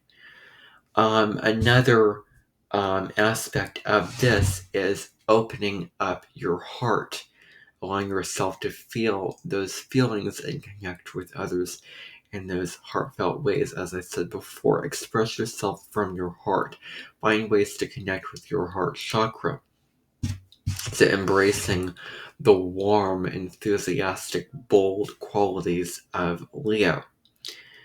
Another important thing with the North Node in the 5th house is to embrace the present moment, to not get so caught up in the past nor the future, not get so caught up in the visions that you wish to have happen in your future and in your life, but embracing the present moment and doing what you can, where you can take responsibility for your life and do what you can in the present moment, and to enjoy the present moment, to have fun in the present moment of your life is also huge. Embracing the here and now is going to be huge. So sharing your feelings with another person. Another theme with the North Node in the 5th house is finding a healthy sense of self-esteem and self-confidence in yourself and your abilities and your gifts and talents. Really working on self-love, celebrating your individuality, courage, empowerment, all those things that I spoke about before are important. So with the South Node in the 11th house, people with displacement maybe can come in with low self-esteem. But this is about building their sense of self-esteem. So it is about taking care of yourself. And so, just having fun is sort of the lesson, what you sort of signed up for is to have fun, and experience joy and pleasure and embracing your inner child and those, and inspiration and what you want to do out of a desire, out of something that you spiritually want to do because you feel like doing it in the present moment. Not that it has to follow a plan or a schedule, or it has been, sort of passed through the security lines of the people around you, where doing things without always having to ask your group or a group of friends, permission, but doing it because you want to do it, doing it because you feel passionate and strong about it, and you're sort of, expressing yourself with, who you are. Maybe sharing your opinions and sharing your desires, and what you want to implement for social change, because that's the 11th house. It deals with, humanity. It can go as far as feeling like you couldn't speak up and express yourself in the group dynamic, and you sort of allowed other people to have their say and have their way. So, but now in this life, you're here to take the lead of your life and really let your uniqueness shine. And Leo's ruled by the sun, and it's the center of attention. So you're really here to allow yourself to be the center of attention in your own life and shine in the spotlight, and to love who you are, and knowing that you're worthy of the love and adoration and fun and pleasure and joy that you can experience in this lifetime. Now, finally, last but not least, if you have the South Node in the 12th house and the North Node in the 6th house, this part of the video is for you. So, the South Node in the 12th house. it's similar to the South Node in Pisces. I have a whole in-depth video about the South Node in Pisces and North Node in Virgo. So, in past lifetimes, maybe you could have given yourself away to a higher power. Maybe you sacrificed yourself and sort of put yourself in a place of struggling to be, in service to others for your own personal needs and well-being. You really put that on the back burner. But you let yourself go. You let go, and you went through the burdens of struggles of getting taken advantage of, where getting caught in an illusion and deception can be sort of a downfall that you want to watch out for. About, well, this person may look like, nice and caring and kind and empathetic and harmless and innocent on the surface, but really they want to take advantage of you and they want to get money from you or use you or drain you. So looking at those connections where you feel manipulated and emotionally, psychologically, and spiritually drained, those are going to be what you want to watch out for.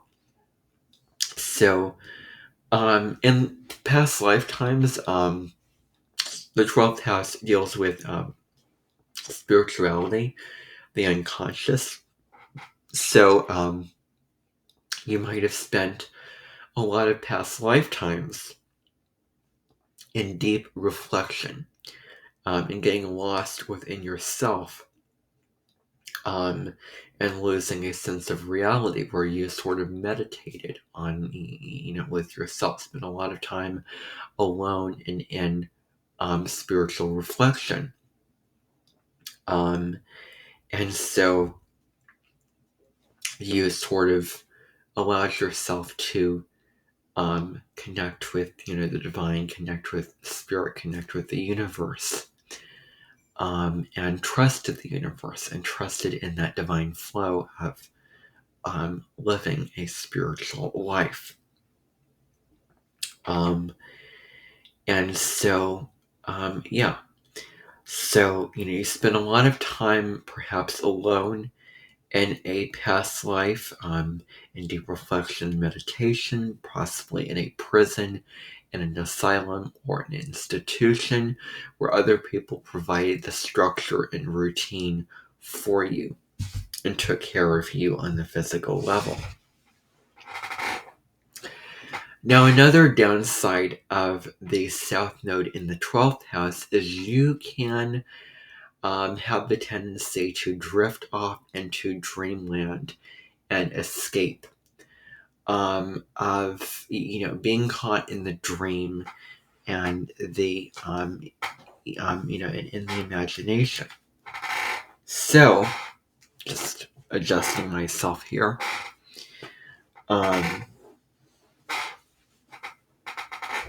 Just gonna do this. Stand up for a second once again. Alrighty.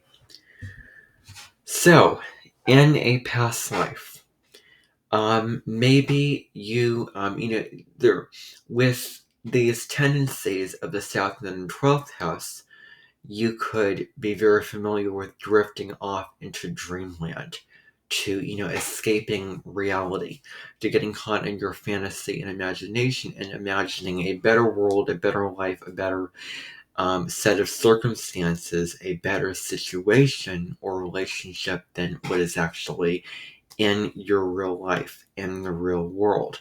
So that can be a tendency that you can get into when things do not work out for you or when things get tough or challenging. So falling prey to escapism and spending too much time in dreamland and spending too much time alone, which can actually be to your detriment when you do not do it in moderation, where you can sort of lose sense of what is actually objectively realistic and logical, and there can be a sense of anxiety and hopelessness that you can fall into, and you're losing sense of what is real and what is not real. Alrighty. So I am going to take a Tic Tac right now.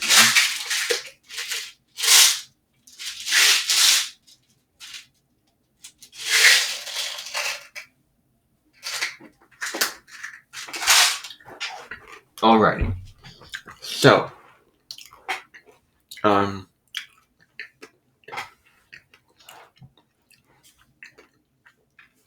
yeah.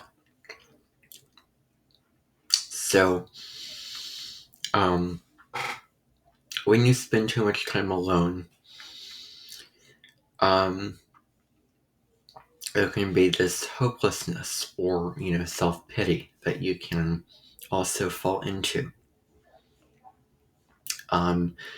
With maybe feeling hopeless or depressed or extreme blueness or sadness. And so, yeah. So you're very familiar with spirituality and also flowing with life and trusting the universe. But you're still really signed up to do your bit, on behalf of the universe. Because, you're very familiar with chaos, but now it is time to create order with the sixth house. Yeah. So with the North Node in the sixth house, which is the house of your work, your daily routines, your habit patterns, your co-workers as well. It's about stopping the negative act of self-sacrificing yourself and taking care of your physical health and your mental health is really, really important. Getting enough exercise, getting enough sleep, eating right, looking at your nutrition, all those kind of things like that are really, really important with the sixth house, North Node.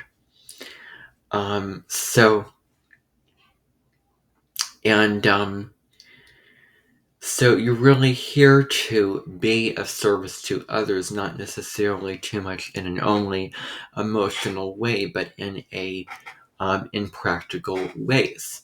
So being of service to others in tangible ways, maybe being a healthcare provider or a medical person or a nutritionist or someone of that nature that can serve and make a difference and help others in practical ways, where this career and job choice allows you to focus in on the details and look at what is technical and help others become better and improve, help to improve other people, and be a service to others.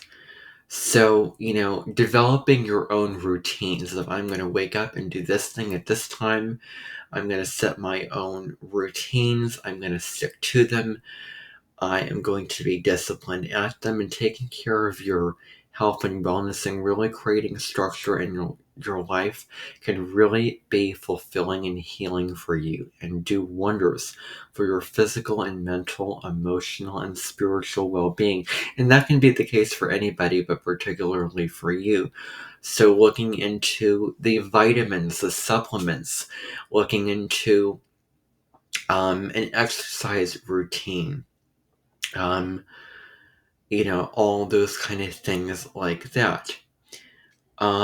So tending to the little details of your life, your physical health and so much more. Organizing your space, cleaning up the clutter, making sure that your space is neat and tidy, putting things into an efficient, useful order so that you can do the job done in a useful way. Yeah. How do you want to be? How are you going to be of use in this lifetime to yourself and to others?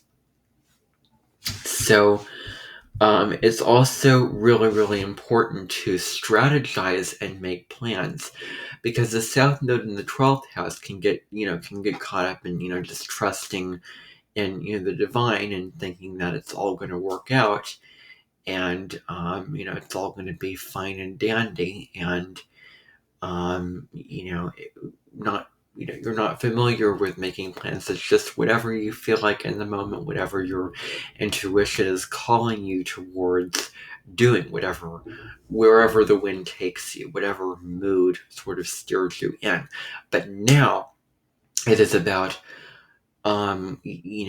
looking into the logical mind and strategizing and making plans for, I'm going to do this in this way, I'm going to do this in this time, I'm going to set a limit and set a parameter to how much I engage in this introspection, in painting, in a form of artistic, creative talent, or escapism, or spending this much time alone.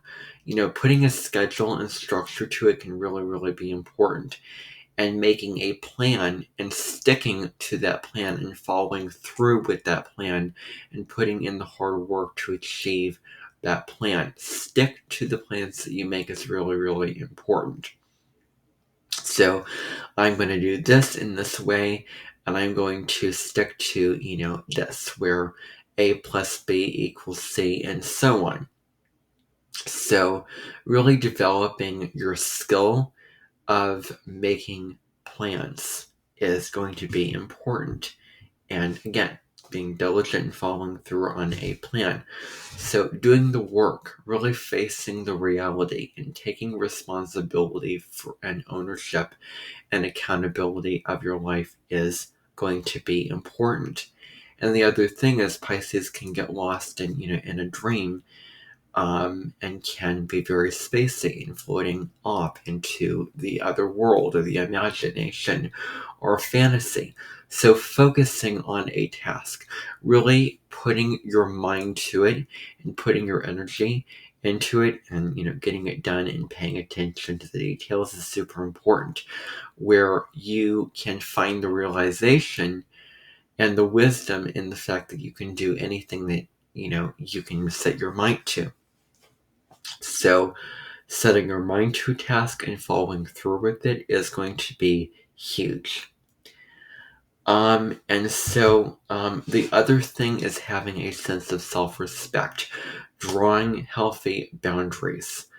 And because Virgo is very, very good at drawing those boundaries, taking care of yourself, your physical health, etc., not getting taken advantage of, and not focusing only on other people and taking care of the emotional, physical needs of others, that you lose sight of your own physical and emotional needs as well. So just as it is about service to others, it comes back to taking care of yourself and service, to yourself in this lifetime. So that is this particular placement. Those are all 12 houses. The South Node through all the 12 houses, and the North Node through all the 12 houses. This was a long video. I really, really hope that you enjoyed it and found a massive amount of insight and information and value. I hope this was very helpful for you, and I will see you in another video. Bye, everyone.